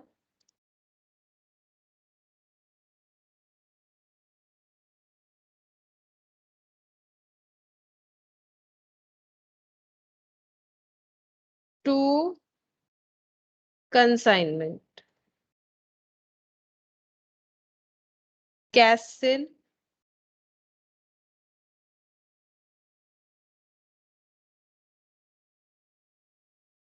गुड्स टेकन 9,000, गुड्स लॉस्ट 4,500। अच्छा, ये क्रेडिट सेल वाला लास्ट दिन भी मैंने बताया था। क्रेडिट सेल मैंने सिर्फ यहाँ पर क्रेडिट सेल लिख दिया, लेकिन क्रेडिट सेल को हमें कैसे लिखना चाहिए था? क्रेडिट सेल को लिखना चाहिए था बाय कंसाइनमेंट डेटर। इसको बाय कंसाइनमेंट डेटर लिखो क्रेडिट सेल को। लास्ट दिन मैंने रीजन भी बताया था ना, हम लोग दो तरह से कर सकते हैं, लेकिन ऐसे करने से फिर से हमें लिखना पड़ेगा। तो यहाँ पर लिखते हैं, ये नीचे लिख देते हैं, ठीक है, ये इसी का पोर्शन हो जाएगा, by consignment debtor. Consignment debtor ये कितना था? 1,08,000। ऐसा क्यों? देखो, क्योंकि ये क्रेडिट सेल है, तो क्रेडिट सेल का पैसा तो नहीं मिल सकता। यहाँ पर हम लोग ये कैलकुलेशन कर रहे हैं कि हमें कितना पेमेंट मिलेगा। तो बी से हमें क्या मिलेगा? कैश सेल का मिल जाएगा। गुड्स टेकन जो है उसका हम लोग 9,000 उससे ले लेंगे, और गुड्स लॉस्ट का जो है वो भी पैसा हम लोग उससे काट लेंगे, क्योंकि हम लोगों ने पहले ही बता दिया था कि आपके नेग्लिजेंसी की वजह से अगर कोई भी स्टॉक मेरा लॉस होता है, तब हम उसका कॉस्ट 12.5% लगा के आपसे ही रिकवर करेंगे, ठीक है। तो इसीलिए यहाँ पर ये वाला वैल्यूएशन आएगा। लेकिन क्रेडिट सेल जो है वो उसका पैसा तो भी रिकवर नहीं कर सकता है जब तक पेमेंट नहीं मिल रहा है, तो वो तो यहाँ पर नहीं आएगा। अगर यहाँ पर नहीं आएगा तो फिर इसके नीचे लिखेंगे तो फिर क्रॉस पोस्टिंग में आ जाएगा ना, इसीलिए हमें लिखना चाहिए बाय कंसाइनमेंट डेटर। और लॉजिक क्या बताया था? अगर डेल क्रेडियर कमीशन मिल रहा है तो फिर इसे इधर लिख के हम लोग कैंसिल कर देंगे। और अगर डेल क्रेडियर कमीशन नहीं मिलता है, जैसे कि इस क्वेश्चन में डेल क्रेडियर कमीशन का बात नहीं किया है, तो ये बी का रिस्पॉन्सिबिलिटी नहीं होगा। अच्छा, कुछ एडवांस भी मिला था। एडवांस मिला था 50,000।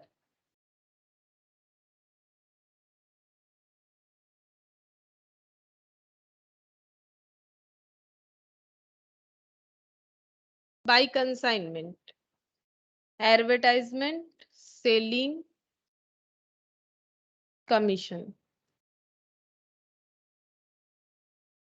1,720, 1,080, 7,000, 4,320।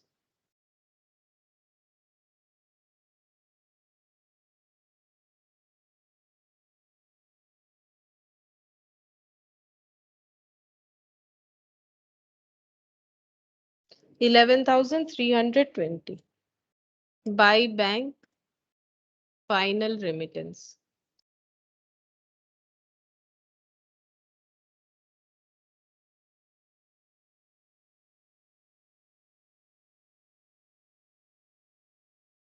1,40,9,000, 4,005, 1,53,500.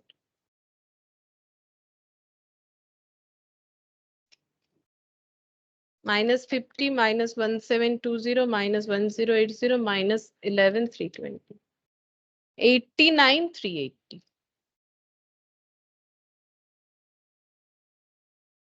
89,380 इतना रेमिटेंस मिलेगा।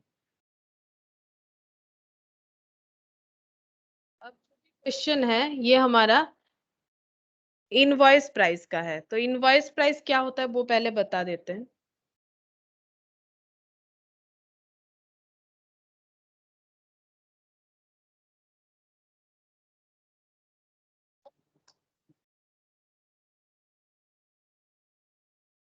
इनवॉइस प्राइस क्या होता है? इनवॉइस प्राइस का मतलब होता है, अगर नॉर्मल इसे बोले तो कॉस्ट प्लस, नॉर्मली हम लोग कॉस्ट प्लस प्रॉफिट करते हैं तो उसको हम लोग बोलते हैं सेलिंग प्राइस, ठीक है।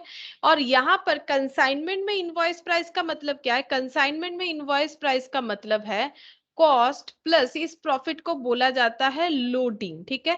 यहाँ पर भी कॉस्ट में हमें कुछ ऐड करना है जो कि प्रॉफिट ही है, लेकिन इसको बोला जाएगा लोडिंग। अब क्यों लोडिंग बोला जा रहा है देखो, कंसाइनर कंसाइनी को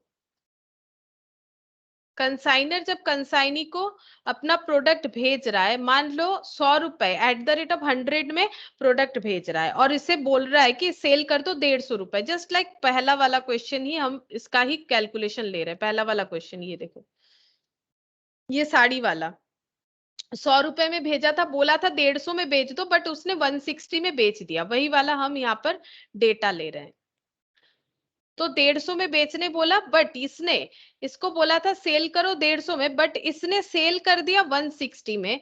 अब बताओ कंसाइनर को कितना प्रॉफिट हुआ एक साड़ी पे?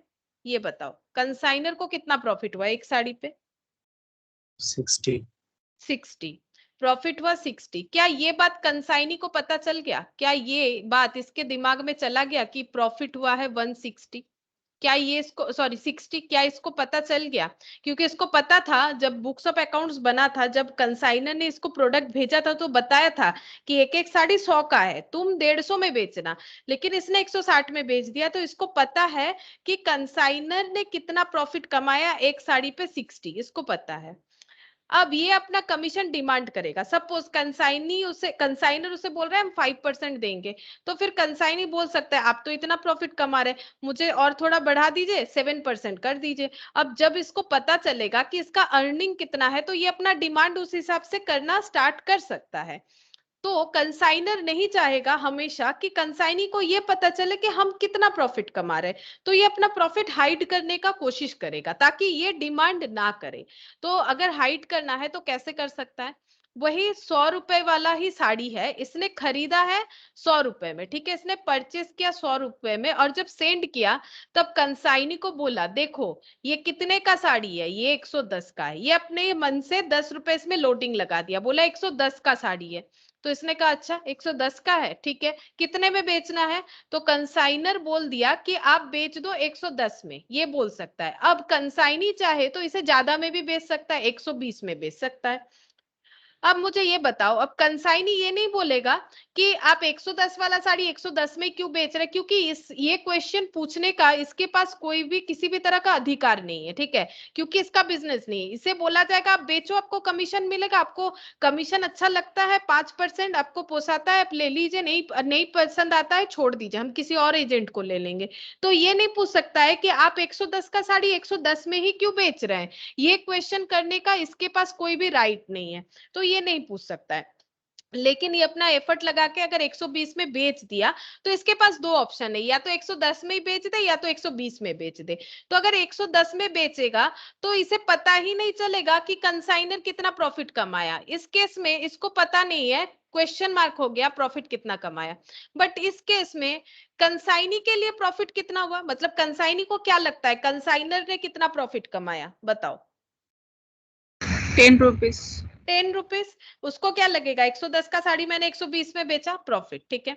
तो ऐसे करके कंसाइनर क्या कर रहा है, अपना प्रॉफिट हाइड कर रहा है, जबकि कंसाइनर को पता है कि प्रॉफिट कितना है। अगर साड़ी 110 में बिक जाए तो प्रॉफिट कितना है कंसाइनर के लिए बताओ, और अगर साड़ी 120 में बिक गया तो उसके लिए प्रॉफिट कितना है कंसाइनर के लिए बताओ। 10 और 20। 10 और 10 और 20। 20। अगर 110 में बेच रहा है तो 10, और 120 में बेच रहा है तो 20 रुपए का प्रॉफिट हो गया, क्योंकि साड़ी तो 100 रुपए का था। अब इससे क्या हुआ, ये अपना प्रॉफिट को हाइड कर लिया। अब ये जो 100 पे 10 रुपए लगा के इसने भेजा ना, इसको हम लोग प्रॉफिट नहीं बोलेंगे, इसको हम लोग क्या बोलेंगे, लोडिंग। और इससे जो प्राइस बनता है दैट इज इनवॉइस प्राइस। अब ये क्यों किया जाता है उसका भी रीजन मैंने बताया, ताकि ये कंफ्यूज रहे कि एक्चुअल प्रॉफिट क्या है, ताकि अपना डिमांड जो है ज्यादा बढ़ा ना पाए, ठीक है, ये कंफ्यूज रहे। तो कंसाइनर चाहे तो ऐसा कर सकता है, और अगर इस तरह से हम लोग अपना प्रोडक्ट भेज रहे हैं तो इसको बोला जाता है कंसाइनमेंट में goods sent on invoiced price, ठीक है, इनवॉइस प्राइस। और यहाँ पर इसका मतलब क्या हो गया, कभी कभी invoice price equal to selling price हो जाता है, जैसे कि इस केस में 110 है, 110 में बेचो। और कभी कभी इनवॉइस प्राइस जो है वो नॉट इक्वल टू भी सेलिंग प्राइस हो सकता है, जैसे कि इसने 120 में बेच दिया। अब और एक सिचुएशन भी हो सकता है कि कंसाइनर ऐसा भी बोल सकता है कि मेरा कंसाइनर ने 100 रुपए में खरीदा साड़ी, उसने कंसाइनी को 110 बताया कि मेरा प्रोडक्ट 110 का है, और उससे स्पेसिफिकेशन भेज दिया कि आप 130 में बेच दो, ठीक है, उसने सेलिंग प्राइस 130 लगाया, ऐसा भी हो सकता है, ठीक है। तो उस केस में कंसाइनर का प्रॉफिट कितना हो गया, उस केस में कंसाइनर का प्रॉफिट 30 हो गया, बट कंसाइनी को क्या लग रहा है, कंसाइनी को लग रहा है प्रॉफिट तो 20 रुपीज है, इसको नहीं पता चला कि इसको और भी 10 रुपए का ज्यादा प्रॉफिट है। तो ऐसा भी हो सकता है, हमेशा कंसाइनी एफर्ट लगा के ज्यादा में बेचेगा ऐसा बात नहीं है।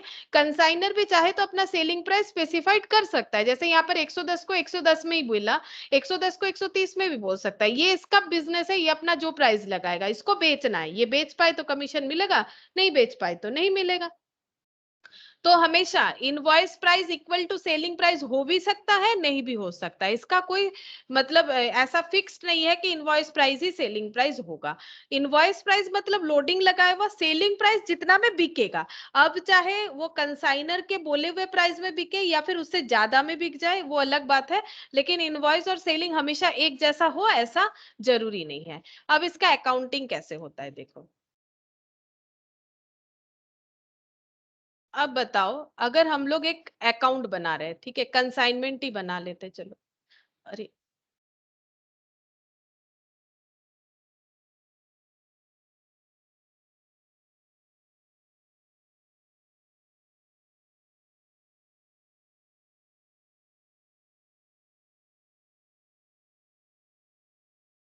कंसाइनमेंट, ठीक है।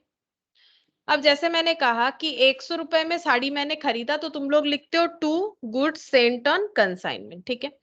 लेकिन अब क्या 100 लिख पाएंगे, क्योंकि हम लोग तो कंसाइनी को बता रहे हैं कि कितने का साड़ी है, ये वाला नहीं, ये वाला तो नॉर्मल कंडीशन है, इसे छोड़ के बताओ नीचे का जो 3 है उसके हिसाब से to goods sent on consignment हमें कितना रिकॉर्ड करना चाहिए, क्योंकि कंसाइनी को तो वही दिखाना है ना, कितना रिकॉर्ड करें, क्योंकि जब हम लोग अकाउंट्स, हाँ बताओ। विथ 110। लोडिंग जो है 110। 110 110 रिकॉर्ड करेंगे, क्योंकि जो हम लोग बनाएंगे एक तो अकाउंट सेल होता है, और एक क्या होता है भूल गए हम, एक तो अकाउंट सेल होता है जो कंसाइनी कंसाइनर को भेजता है, और एक क्या होता है, लो हम, हाँ proforma invoice, correct, proforma invoice. Proforma invoice में तो दिखाना पड़ेगा ना हम कितना में भेज रहे हैं, तो to good sent on consignment मैंने 110 में भेजा। अच्छा, अब कंसाइनी ने सेल कर दिया, ठीक है, तो बाई कंसाइनी उससे लेंगे, ठीक है। पहला केस लेते हैं, पहला केस में कंसाइनी ने सेल किया 150 या 160, हम एक बार सॉरी ये वाला 110 या फिर 120, तो 110 में अगर सेल करता है, ये वाला केस लेते हैं, तो यहाँ पर प्रॉफिट कुछ नहीं दिखेगा। लेकिन क्या ओरिजिनली ऐसा बात है कि इसने कोई भी प्रॉफिट नहीं कमाया, 110 में जब बिका कितना प्रॉफिट कमाया, 10 रुपया, तो ये किसका अकाउंट है, कंसाइनर का।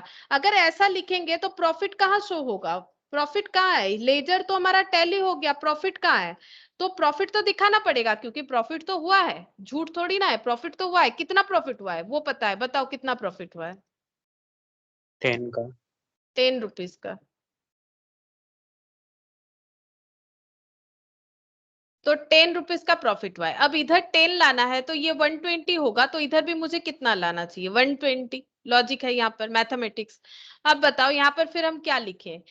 यहाँ पर मुझे 10 लिखना चाहिए। 10 क्या है? 10 एक्चुअली मेरा लोडिंग है। यहाँ पर 100 प्लस 10 करके मैंने भेजा है ना, 10 मेरा लोडिंग है, तो लोडिंग को मुझे एलिमिनेट करना पड़ेगा। कैसे एलिमिनेट करेंगे?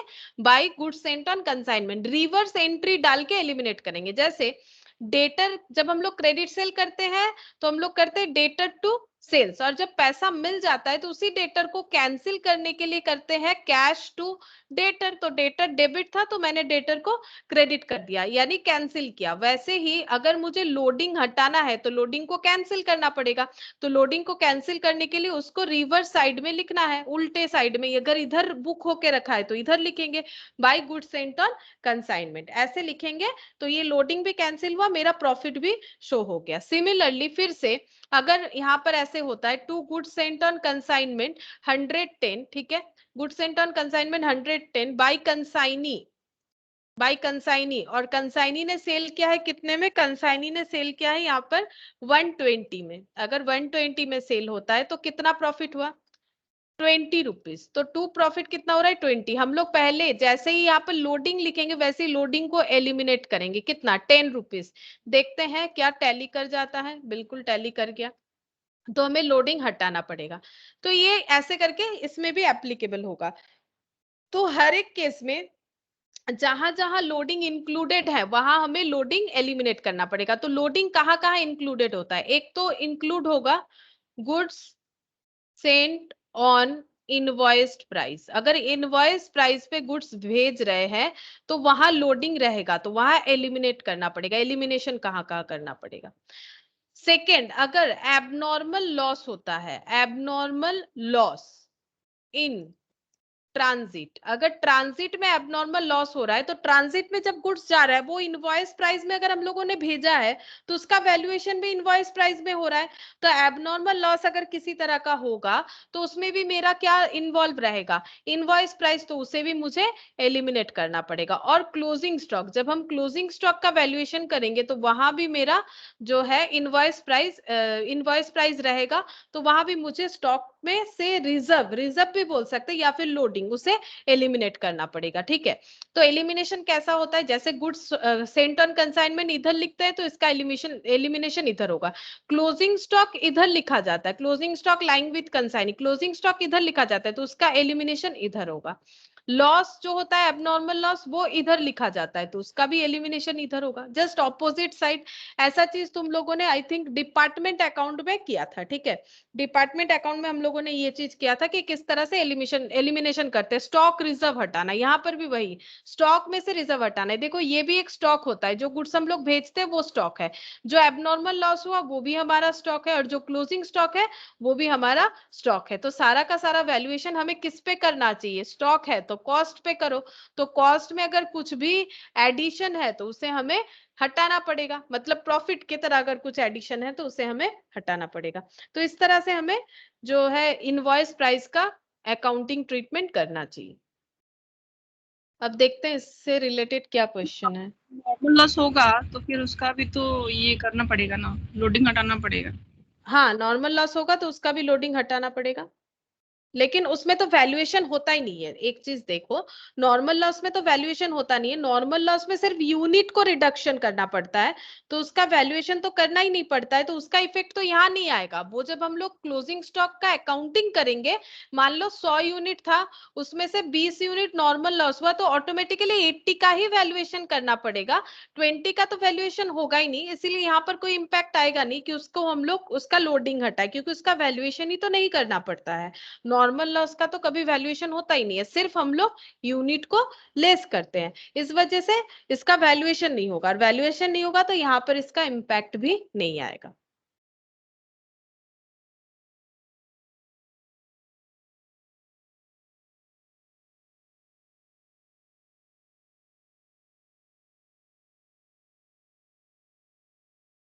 इलेवन हो गया था, ये तो इससे रिलेटेड नहीं है। 12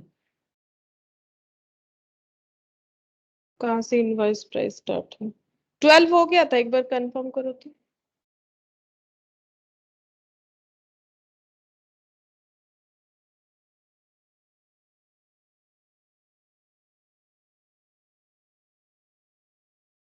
बताओ 12 हो गया था क्यों? हाँ मैम 12 हो गया था, 13 13 भी हो गया, 11 भी हो गया और 16 भी हो गया।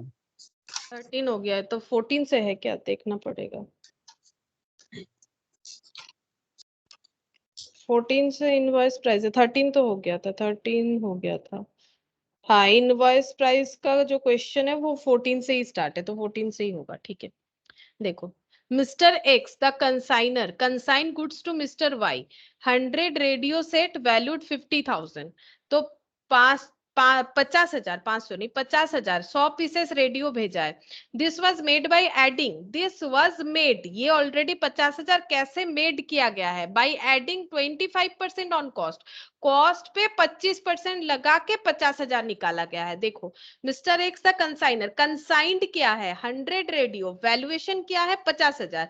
दिस वाज मेड यानी 50,000 वाज मेड कैसे? By adding 25% on cost. Mister x paid 5,000 for freight and insurance, 20 sets are lost in transit for which Mr. X recorded 5,000 from the insurance company, मतलब claim मिला है। Mr. Y received remaining goods in good condition, he incurred 4,000 for freight and miscellaneous expense and 3,000 for go down rent. He sold 60 set for 50,000. So the necessary ledger account in the books of Mr. X, assuming that Mr. Y was entitled to an ordinary commission of 10% on sales and 5% Del Credier commission on sales. Del Credier मतलब credit sale पे कोई भी loss होगा, कोई भी bad डेप्ट होगा, उसका responsibility consignee लेगा, कंसाइनर नहीं लेगा। He also reported that 1,000 were provided bad, मतलब बैड डेप्ट 1,000 रुपीज, 1,000 लिखा है, 1,000 यूनिट नहीं है, बस इतना ही है। कंसाइनमेंट अकाउंट बनाएंगे हम लोग, क्योंकि बोला है in the books of mister X बोला है।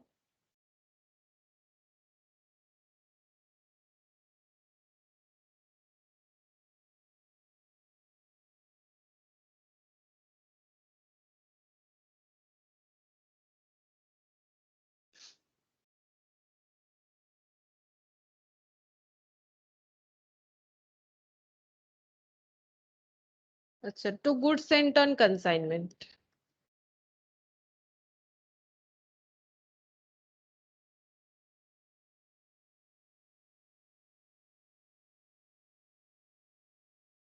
कितना लिखे? 50,000।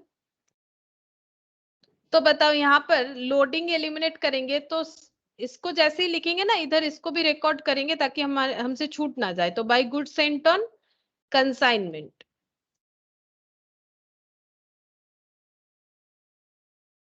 लोडिंग बताओ तुम लोग मुझे। यहाँ पर ऐसे लोडिंग लिखेंगे, बताओ लोडिंग कितना होगा? 25% या फिर 20। 20/125, हम्म 50,000 पे। 50,000, 50,000, अच्छा 50,000 पे बोल रहे हो? अच्छा, 50,000 पे करेंगे। इस पे देखो बोला है कि 25% ऑन कॉस्ट, तो 125 रुपए कॉस्ट पे 25% लोडिंग लगाया गया है, तो इसको प्रॉफिट नहीं, चलो इसको लोडिंग लिखते हैं तो तुम लोग समझ जाओगे। ये लोडिंग है कितना? 25, कॉस्ट कितना है? 100, तो इनवॉइस प्राइस, क्योंकि कॉस्ट प्लस लोडिंग मिला के ही तो इनवॉइस प्राइस होता है, तो 125। ये मेरा इनवॉइस प्राइस है, ये अगर 125 के बराबर है, क्योंकि ये इनवॉइस प्राइस है, तो मुझे क्या चाहिए? मुझे लोडिंग चाहिए, तो मुझे इसका 25% निकालना चाहिए, तो पता चल जाएगा। बताओ कितना होगा? 50,000 डिवाइडेड बाई 125 इंटू 25, तो 10,000। 10,000, तो लोडिंग बन गया 10,000। तो एक्चुअली इसका कॉस्ट कितना है? 40,000। जो रेडियो इन्होंने भेजा था उसका कॉस्ट है 40,000। अच्छा, उसके बाद 5,000 फ्रेट इंश्योरेंस, 5,000 फ्रेट और insurance to bank, freight and insurance 5,000। अच्छा, 20 sets are lost in transit for which Mr. X recorded 5,000 from the insurance company। तो एबनॉर्मल लॉस हुआ है, उसका वैल्यूएशन करना पड़ेगा, तो यहाँ पर लिख लेते हैं पहले बाय एबनॉर्मल लॉस। तो उसका तो वैल्यूएशन करेंगे तब पता चलेगा। ये क्लेम मिला इंश्योरेंस कंपनी से, अच्छा, mister Y received remaining in goods good condition, incurred 4,000 for freight and miscellaneous expense. 2y, freight and miscellaneous.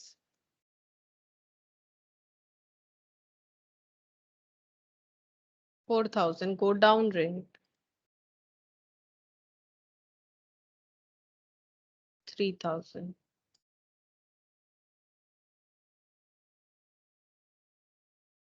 4,000 और 3,000. अच्छा, अब ये एबनॉर्मल लॉस, इसका भी तो लोडिंग होना चाहिए, इसका लोडिंग भी लिखना पड़ेगा। मैंने कहा ना, जितना सारा हमारा होगा सबका लोडिंग लिखना पड़ेगा, तो इसके लिए भी हमें जगह छोड़ देना चाहिए। ठीक है, देखते हैं अभी गो डाउन रेंट और इसका कमीशन भी लिख लेते हैं। कमीशन यहाँ पर आ जाएगा, उसके बाद लिखेंगे। अच्छा, कमीशन दो तरह का मिलेगा, 10% ऑर्डिनरी और 5% डेल क्रेडिट। तो कमीशन, ऑर्डिनरी कमीशन है 10%। सेल तो रिकॉर्ड किया नहीं अभी मैंने, 60 सेट एट फॉर 50,000। तो बाई वाई सेल 50,000, तो 50,000 पे कितना परसेंट मिलेगा? 10%। कितना होता है ऑर्डिनरी कमीशन? फिर कितना हो जाएगा? एट द रेट ऑफ 10% करके 50,000 पे 5,000। और डेल क्रेडियर कमीशन है एट द रेट ऑफ 5%। तो एट द रेट ऑफ 5% जो है वो तो क्रेडिट सेल पे मिलना चाहिए, अगर कुछ नहीं बताएगा तो टोटल सेल पे। तो देखो हम लोग का यहाँ पर तो क्या करना चाहिए, मैंने क्वेश्चन जब पहले तुम लोग को एकदम स्टार्टिंग में इसका बताया था, तब मैंने बोला कि तुम लोग को एग्जाम पर्पस में हमेशा टोटल सेल के ऊपर ही लेना है। लेकिन इसका लॉजिक ये है कि नॉर्मली तो क्रेडिट सेल पे ही आना चाहिए, तो अभी टोटल सेल पे ही लेंगे क्योंकि तुम लोग का इंस्टीट्यूट यही फॉलो करता है। तो 50,000 पे 5% कितना हो जाएगा? 2,500। ये सब मेरा लिखवाया हुआ एकदम स्टार्टिंग क्लास अगर देखोगे तो मैंने लिखवाया भी, एग्जाम पर्पस में तुम लोग को टोटल सेल पे ही लेना है। अच्छा, और 1,000 बैड डेप्ट हो गया, तो बताओ ये बैड डेप्ट का रिस्पॉन्सिबिलिटी अब किसका होगा? कंसाइनी का होगा। कंसाइनी का। कंसाइनी का। कंसाइनर फिर बैड डेप्ट रिकॉर्ड नहीं करेगा, अगर उसे बैड डेप्ट रिकॉर्ड करना नहीं है तो क्रेडिट सेल को अलग से रिकॉर्ड भी नहीं करना, वो पूरा अपना 50,000 लेगा।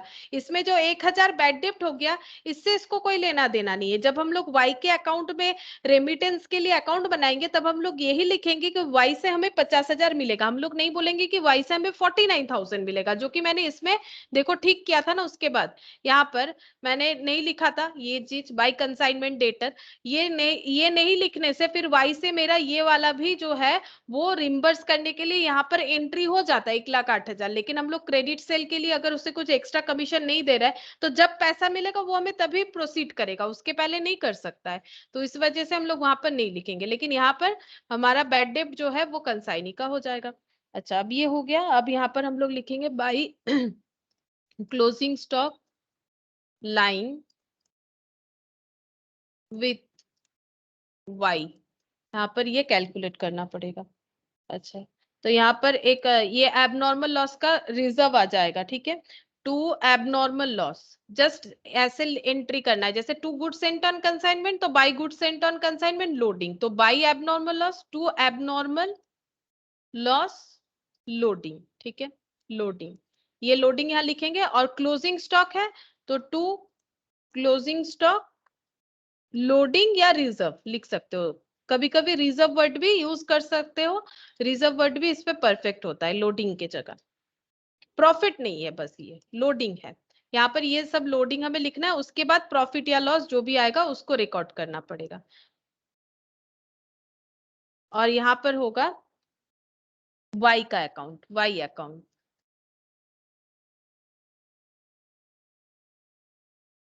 तो हम लोग यहाँ पर वर्किंग नोट बनाते हैं।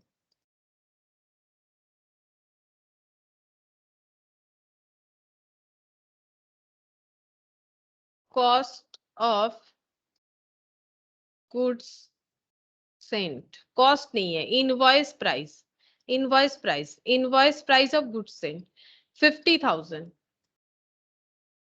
Add expenses all expenses by X. कितना खर्चा किया है? 5,000, ये वाला freight and insurance. 55,000 cost of goods sent. अब यहाँ पर लेस हो जाएगा गुड्स लॉस्ट इन ट्रांजिट।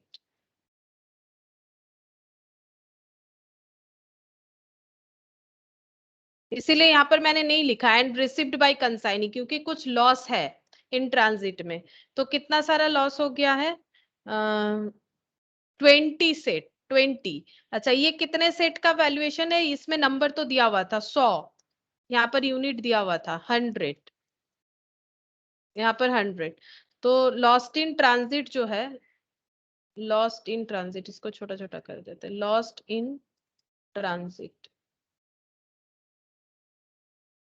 20 का वैल्यूएशन करो। अगर 100 का वैल्यूएशन इतना है,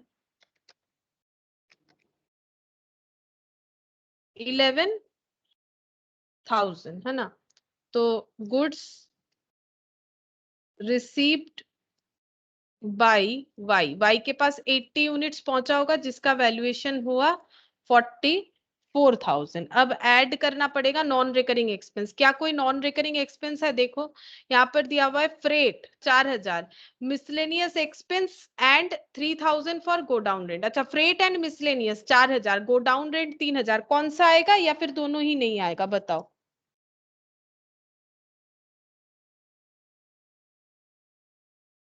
बताओ नॉन रिकरिंग एक्सपेंस कौन सा आएगा?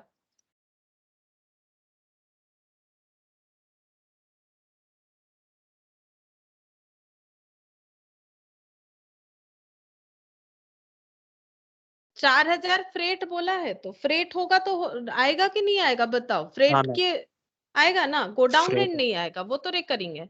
4,000, 80 यूनिट का वैल्यू हो गया है 48,000। 80 यूनिट का वैल्यू हो गया 48,000। अब कितना बेच दिया है? 60 बेच दिया है। तो क्लोजिंग स्टॉक कितना होगा? क्लोजिंग स्टॉक होगा 80 माइनस 60, कितना होता है? 20 यूनिट्स। 20 यूनिट्स का वैल्यूएशन करो। अगर 80 का 48,000 है, तो 48,000 डिवाइडेड बाई 80, यानी एक एक जो रेडियो सेट है वो 600 करके हो गया है, जबकि 100 रुपए करके था। सॉरी, कितना करके था ये? 400 करके था आई थिंक। ये अभी 600 करके हो गया है। तो 200 इंटू 600 कितना हो गया? 12,000। मैंने 400 क्यों बोला? अगर तुम लोग को कंफ्यूजन है तो देखो 400 क्यों बोला। 50,000 में से अगर 10,000 मेरा लोडिंग था, तो मेरा एक्चुअल कॉस्ट कितना था? 40,000। 40,000 का कितना सारा रेडियो मैंने भेजा था? 100 रेडियो। तो एक एक रेडियो कितने का हुआ? 40,000 डिवाइडेड बाई 100 करो, कितना आता है? एक एक रेडियो 400 रुपए का आता है ना, वो अभी कितना का हो गया? अभी वो 600 का हो गया। कैसे पता चला? इसमें डिवाइड करो ना, 48,000 डिवाइडेड बाई 80, 600 करके हो गया। 400 का प्रोडक्ट दूसरे जगह पहुंचते पहुंचते 600 रुपए का हो गया, ठीक है, विथ लोडिंग प्राइस 600 रुपए का।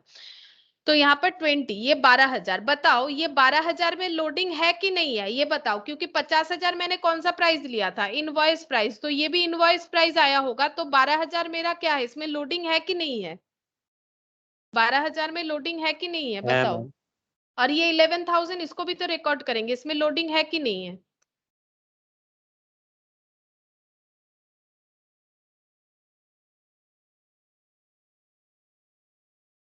इसमें भी लोडिंग है। 50,000 इधर लिखते हैं, ठीक है है वो। हाँ, तो लोडिंग एलिमिनेट करना है। अब कैसे लोडिंग एलिमिनेट करोगे? टोटल लोडिंग कितना है? टोटल लोडिंग पता है? देखो ऐसे करेंगे तो इजीली हो जाएगा। टोटल लोडिंग कितना है?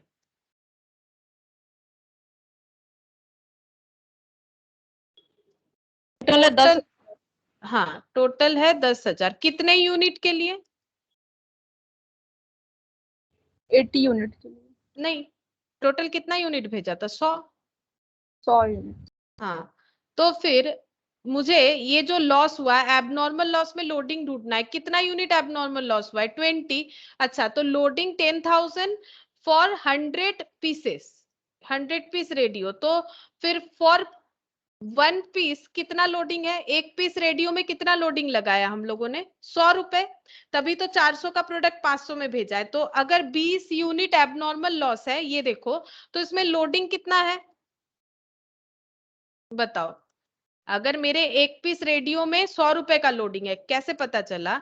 देखो ना, मैंने 50,000 में भेजा था ना रेडियो, जबकि उसमें लोडिंग अगर 10,000 है, तो एक्चुअली मेरा 40,000 का मैंने प्रोडक्ट भेजा है उसको, ठीक है। और कितना सारा प्रोडक्ट भेजा है? 100 पीसेस रेडियो भेजा है, तो मैंने 400 रुपए पर पीसेस वाला रेडियो भेजा है।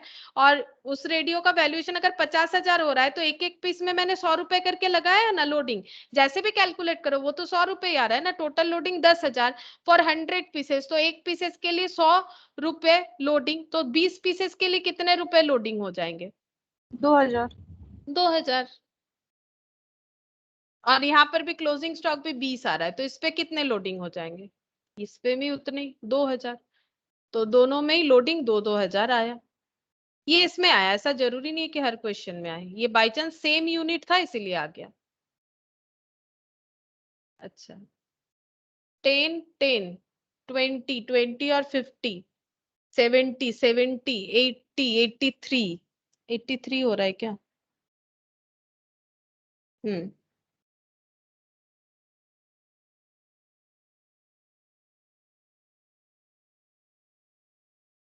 अच्छा, 50, 5,000, 4,000, 3,000, 5,000, 2,500 और 4,000, 73,500, 9,500 टू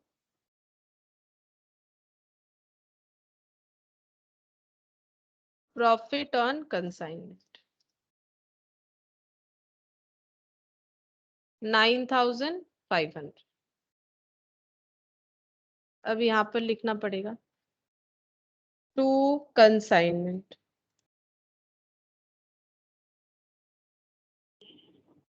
सेल, सेल प्रोसीड्स कितना मिलेगा? 50,000 बाय कंसाइनमेंट। कमीशन दो तरह का है। कमीशन 5,000 और 2,500, godown rent, freight insurance, freight और miscellaneous. Godown rent, freight and miscellaneous. 4,000, 3,000, 5,000, 2,500, 4,000, 3,000, 5,000 plus 2,500, 7,500, तो 14,500, 35,500।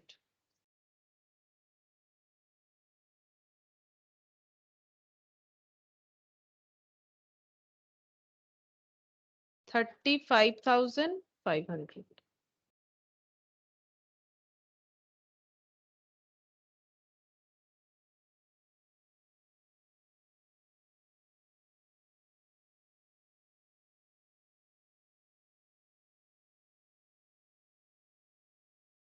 इस तरह से कैलकुलेट करना पड़ेगा।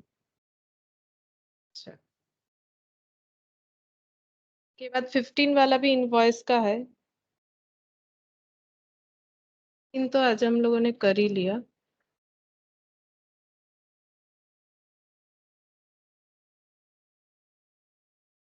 सेवनटीन वाला देखते हैं। देखो 17 वाला, उसके पहले वाला होमवर्क देते हैं, लास्ट एक 17 वाला करते हैं। Sangeeta machine corporation sent 200 sewing machine to Rita agencies. It spent 7,500 on packing. ये भी लोडिंग का ही है। हाँ, 7,500 on packing. The cost of each machine was 2,000. अच्छा, 2,000 कॉस्टिंग है। It was invoiced at 20% above cost, cost से 20% ज्यादा में इन लोगों ने प्राइस लगाया है। 20 machine were lost in transit and insurance company accepted claim of 20,000 only. Rita agency paid freight 9,000, carriage 3,600, octroi 1,800, rent 1,800. They sold 150 machine at 3,500 per machine. अच्छा, they were entitled to commission 5% on invoice price and additional 20% of any excess realized on invoice price and 2% DEL creditor commission. 3 तरह का यहाँ पर payment होगा. They accepted a bill drawn by Sangeeta Machine Corporation for 3 lakh and remitted the balance by demand draft along with account sale. Draw up the necessary ledger account in the books of Sangeeta Machine Corporation and Rita agencies. अच्छा, दोनों के books में बोला है, ठीक है. तो हम लोग कंसाइनमेंट अकाउंट बनाते हैं. कंसाइनमेंट अकाउंट क्या होगा? संगीता मशीन कॉर्पोरेशन सेंट इतना टू रीता एजेंसीज. अच्छा, तो संगीता मशीन कॉर्पोरेशन के अकाउंट में होगा कंसाइनमेंट अकाउंट. 17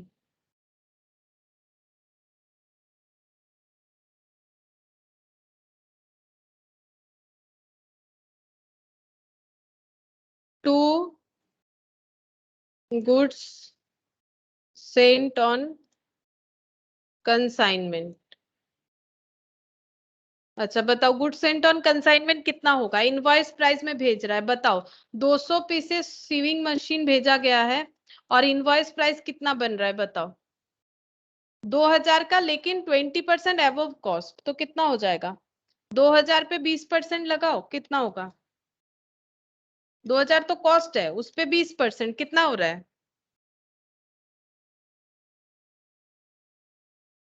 2400 हो रहा है. देखो समझ पा रहे हो? 2000 पे ये तो 2000 था, ये कॉस्ट था. कॉस्ट पे कितना लगाने के लिए कहा है? 20% अबव कॉस्ट, तो इस पे 20% लगाओ, तो इंटू 2000, तो ये खुद ब खुद देखो 2400 आ जाएगा. तो बताओ एक एक पे कितना लोडिंग लगा है?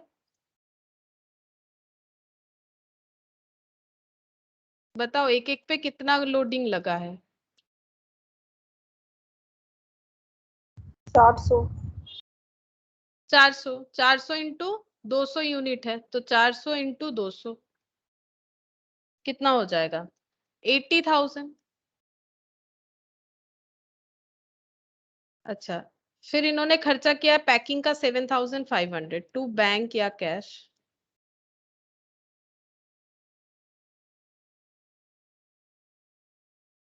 पैकिंग. अच्छा, 20 machines were lost in transit and insurance company paid claim. तो by abnormal loss कैलकुलेट करना पड़ेगा. अच्छा, Rita agencies paid freight 9,000, carriage 3,600, octroi and rent. तो टू रीता एजेंसी,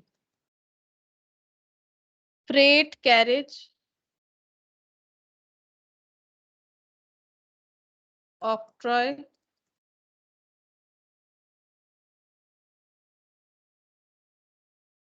रेंट.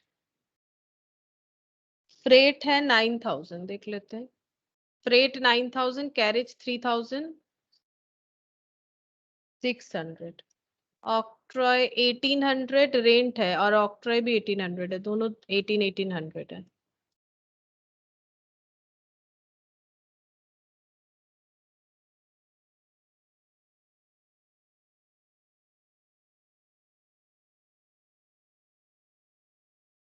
अच्छा, अब कमीशन मिलेगा. कमीशन, कमीशन का कैलकुलेशन बताओ. 5% on invoice price. Invoice price पे 5%. अच्छा, सेल कितना किया है? 150 मशीन्स एट 3,500. तो by Rita sale 150 machine at the rate of 3,500.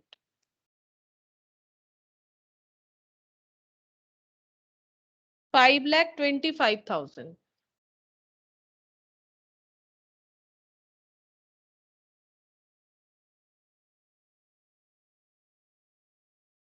अच्छा बताओ किस तरह से हम लोग कमीशन निकालें?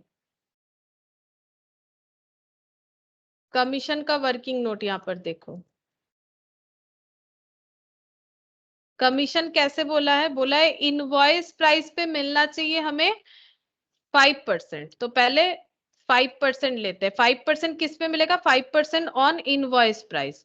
और उसके बाद बोला है additional 20% on any excess price realised on invoice price, additional 20% on surplus. Surplus कैसे देखना है? इनवॉइस से अगर ज्यादा में बिका है अच्छा, उसके बाद 2% डेल क्रेडियर कमीशन, तो 2% डेल क्रेडियर। तो इनवॉइस प्राइस कितना है बताओ, कितना यूनिट बिका है? 150, 150 का एक एक का इनवॉइस प्राइस कितना है? 2400, तो 150 इंटू 2400, इस पे 5% कितना होता है देखो, 18,000, ये 18,000 होता है, ठीक है। अच्छा, इनवॉइस प्राइस से जितना ज्यादा में होगा, तो 2400 का चीज कितना में बिका है? 3500, तो कितना ज्यादा हो रहा है एक एक पे? 1100,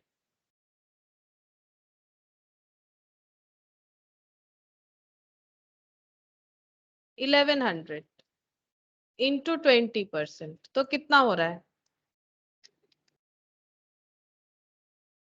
33,000, 1100 हो रहा है, तो 3500, और यहाँ पर कितना में बेचने के लिए कहा था? 2400 से कितना ज्यादा हो रहा है? हाँ, 1100 हो रहा है। कितना पीस बेचा है? 150 पीस, तो 33,000।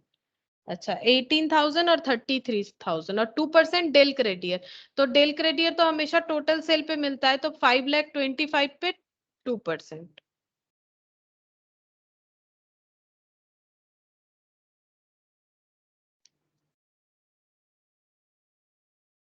$10,500,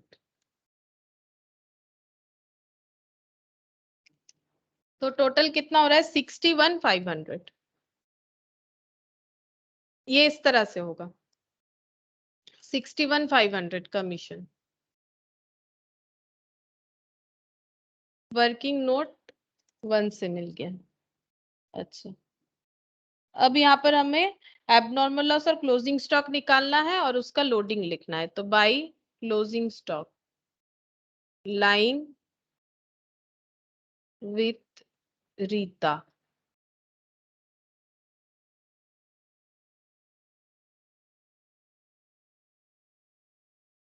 working note number 2, closing stock calculate करना है। कॉस्ट ऑफ गुड्स सेंट 200, और इनवॉइस प्राइस लिखते हैं, invoice price 4,80,000। add all expenses by Sangeeta machine.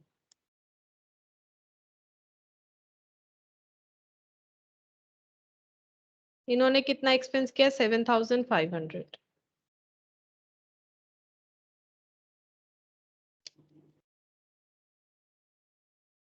$4,87,500 less हो जाएगा एबनॉर्मल लॉस, 20 यूनिट्स था। इसका वैल्यूएशन कितना होगा? Divided by 200 into 20, 48,750।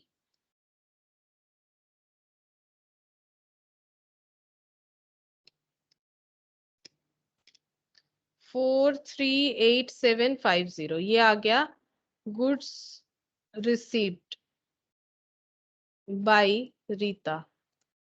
अब नॉन रिकरिंग एक्सपेंस बताओ, नॉन रिकरिंग में कौन कौन सा आएगा? नॉन रिकरिंग एक्सपेंसेस में कौन कौन सा आएगा?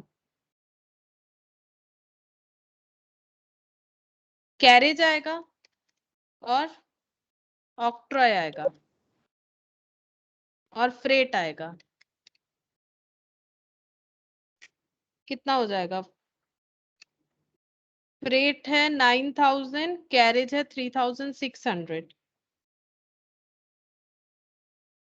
और ऑक्ट्रॉय ड्यूटी आएगा 1,800, 14,400। ये ऐड करो,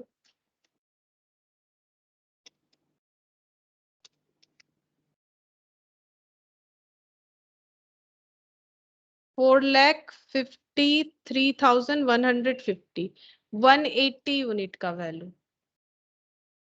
180 का वैल्यू। अब इसमें से सेल हो जाएगा तो क्लोजिंग स्टॉक ढूंढना पड़ेगा। क्लोजिंग स्टॉक 180 में कितना सेल हो गया? 180 में सेल हो गया है 150, तो 30 यूनिट्स होगा। तो 30 यूनिट का कैलकुलेट करना पड़ेगा।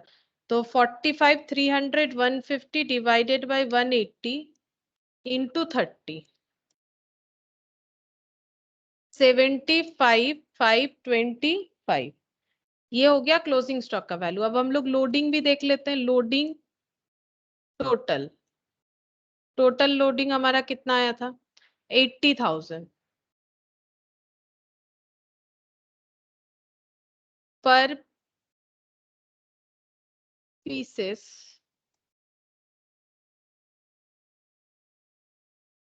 $400। तो लोडिंग इन एबनॉर्मल लॉस, लोडिंग इन क्लोजिंग स्टॉक, 30 इंटू 400, 12,000। और यहाँ पर हो जाएगा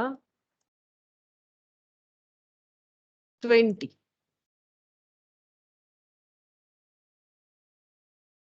8,000।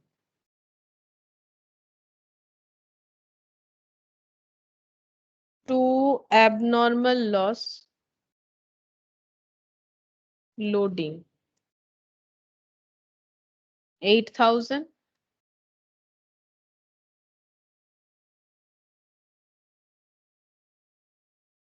और यहाँ पर वैल्यू कितना आया था? 75 525, और एबनॉर्मल लॉस का वैल्यू आया था, देख लेते, 48 750। हाँ, 48 750।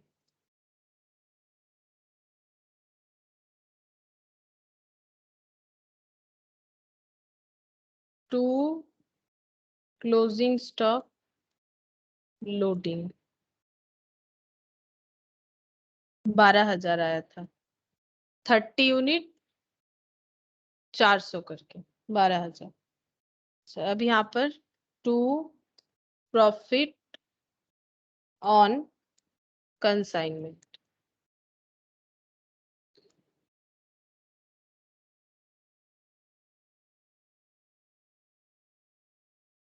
$80,000, 48 750, 5,25,000, 75 525, 7,29,275,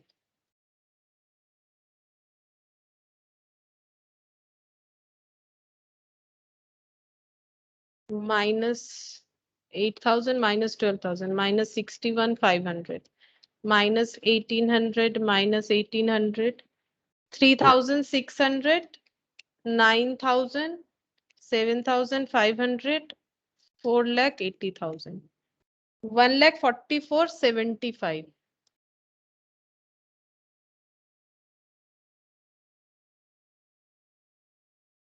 Rita agency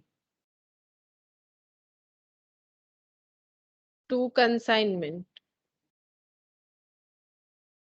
cell 5,25,000, by consignment ये सब खर्चा।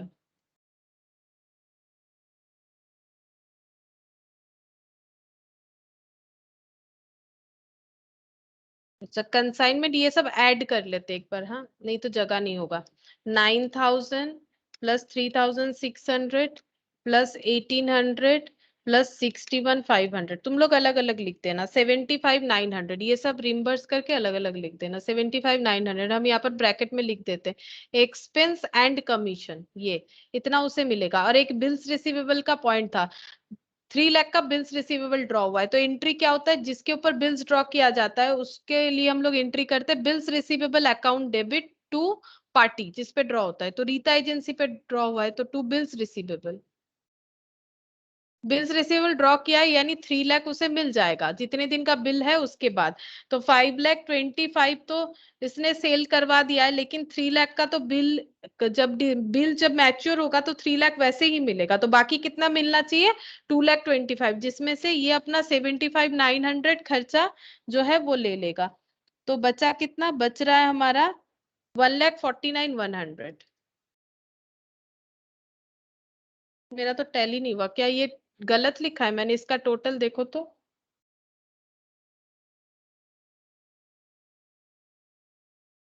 आंसर के साथ मेरा मैच नहीं हुआ, ये कुछ और ही आंसर बोल रहा है ये लोग। तो क्या मेरा ये गलत हुआ है? 75,900, एक बार चेक करो। 61,500। टैली तो हो रहा है, 5,25,000 आ रहा है। 5,25,000 नहीं, ये गलत हुआ ना। हाँ, 7 ये 75,000। 7770 आ रहा है मेरा। अब तो ये आ गया 77,700। क्या गलत हो रहा है? कैलकुलेटर थोड़ा सा डिस्टर्ब तो है। 1 लाख, हाँ यही आना चाहिए, 1,47,300। वो मेरा एडिशन तब गलत हुआ था फिर। 1,47,300, ये जो मैंने सब ऐड किया था उसका एडिशन गलत लिखा था इसीलिए।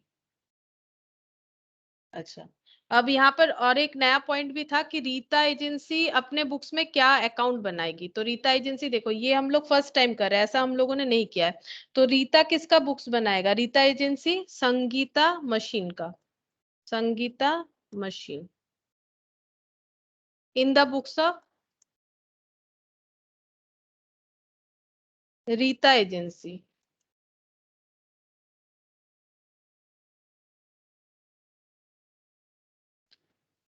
अब ये क्या एंट्री करेगा? रीता एजेंसी बोलेगा कि मुझे सेल का पैसा जो है वो रेमिट करना है। किसको? रीता एजेंसी को। तो फिर वो ऐसे एंट्री करेगा, बाई कंसाइनमेंट, मतलब क्रॉस पोस्टिंग होगा ना, बाई कंसाइनमेंट। मतलब क्रॉस पोस्टिंग तो यहाँ नहीं हो रहा है, क्रॉस मतलब ये जो थिंकिंग है वो बिल्कुल चेंज हो जाएगा। जैसे इसने कहा कि मुझे सेल करके पैसा मिलेगा, ठीक है, तो ये क्या करेगा? ये बोलेगा मुझे उसको पैसा देना है।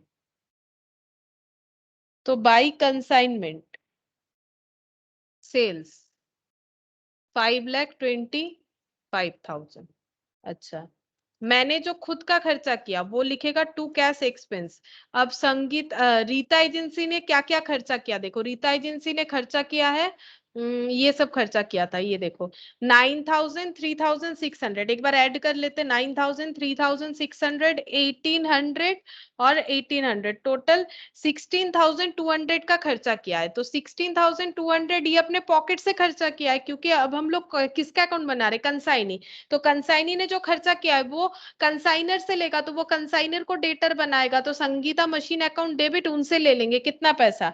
16,200। और उनसे और भी पैसा लेंगे, क्या किस चीज का? कमीशन का। तो Sangeeta machine account debit to commission होना चाहिए, कमीशन ड्यू करेगा ये। कमीशन कितना था? टोटल 61,500, ठीक है। अच्छा, मैंने बिल्स पेबल भी एक्सेप्ट किया है। रीता एजेंसी बोलेगी कि मैंने बिल्स पेबल, जैसे संगीता मशीन ने एंट्री करवाया था अपना bills receivable account debit to Rita agency, तो रीता एजेंसी क्या बोलेगा? रीता एजेंसी बोलेगा Sangeeta machine account debit to bills payable. Bills payable ये हो जाएगा 3 लाख।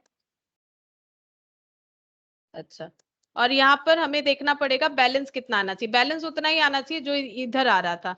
ये लोग बोलेगा मुझे 1,47,300 मिलेगा, और ये बोलेगा कि मुझे 1,47,300 देना है। 1,47,300 ही आना चाहिए। चेक कर लो, 16,200 plus 61,500 plus 3 lakh plus 1,47,300, 5,25,000 tally हो गया, 5,25,000।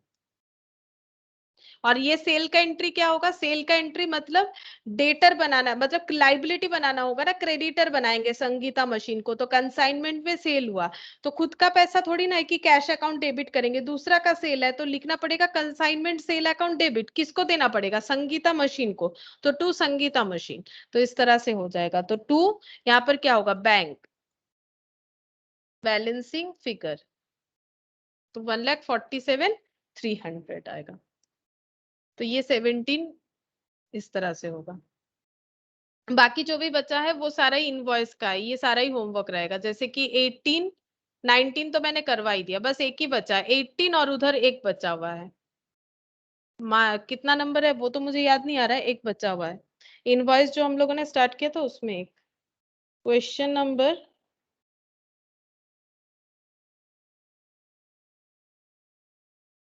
बताते हैं, रुको कौन सा बचा हुआ है, 15।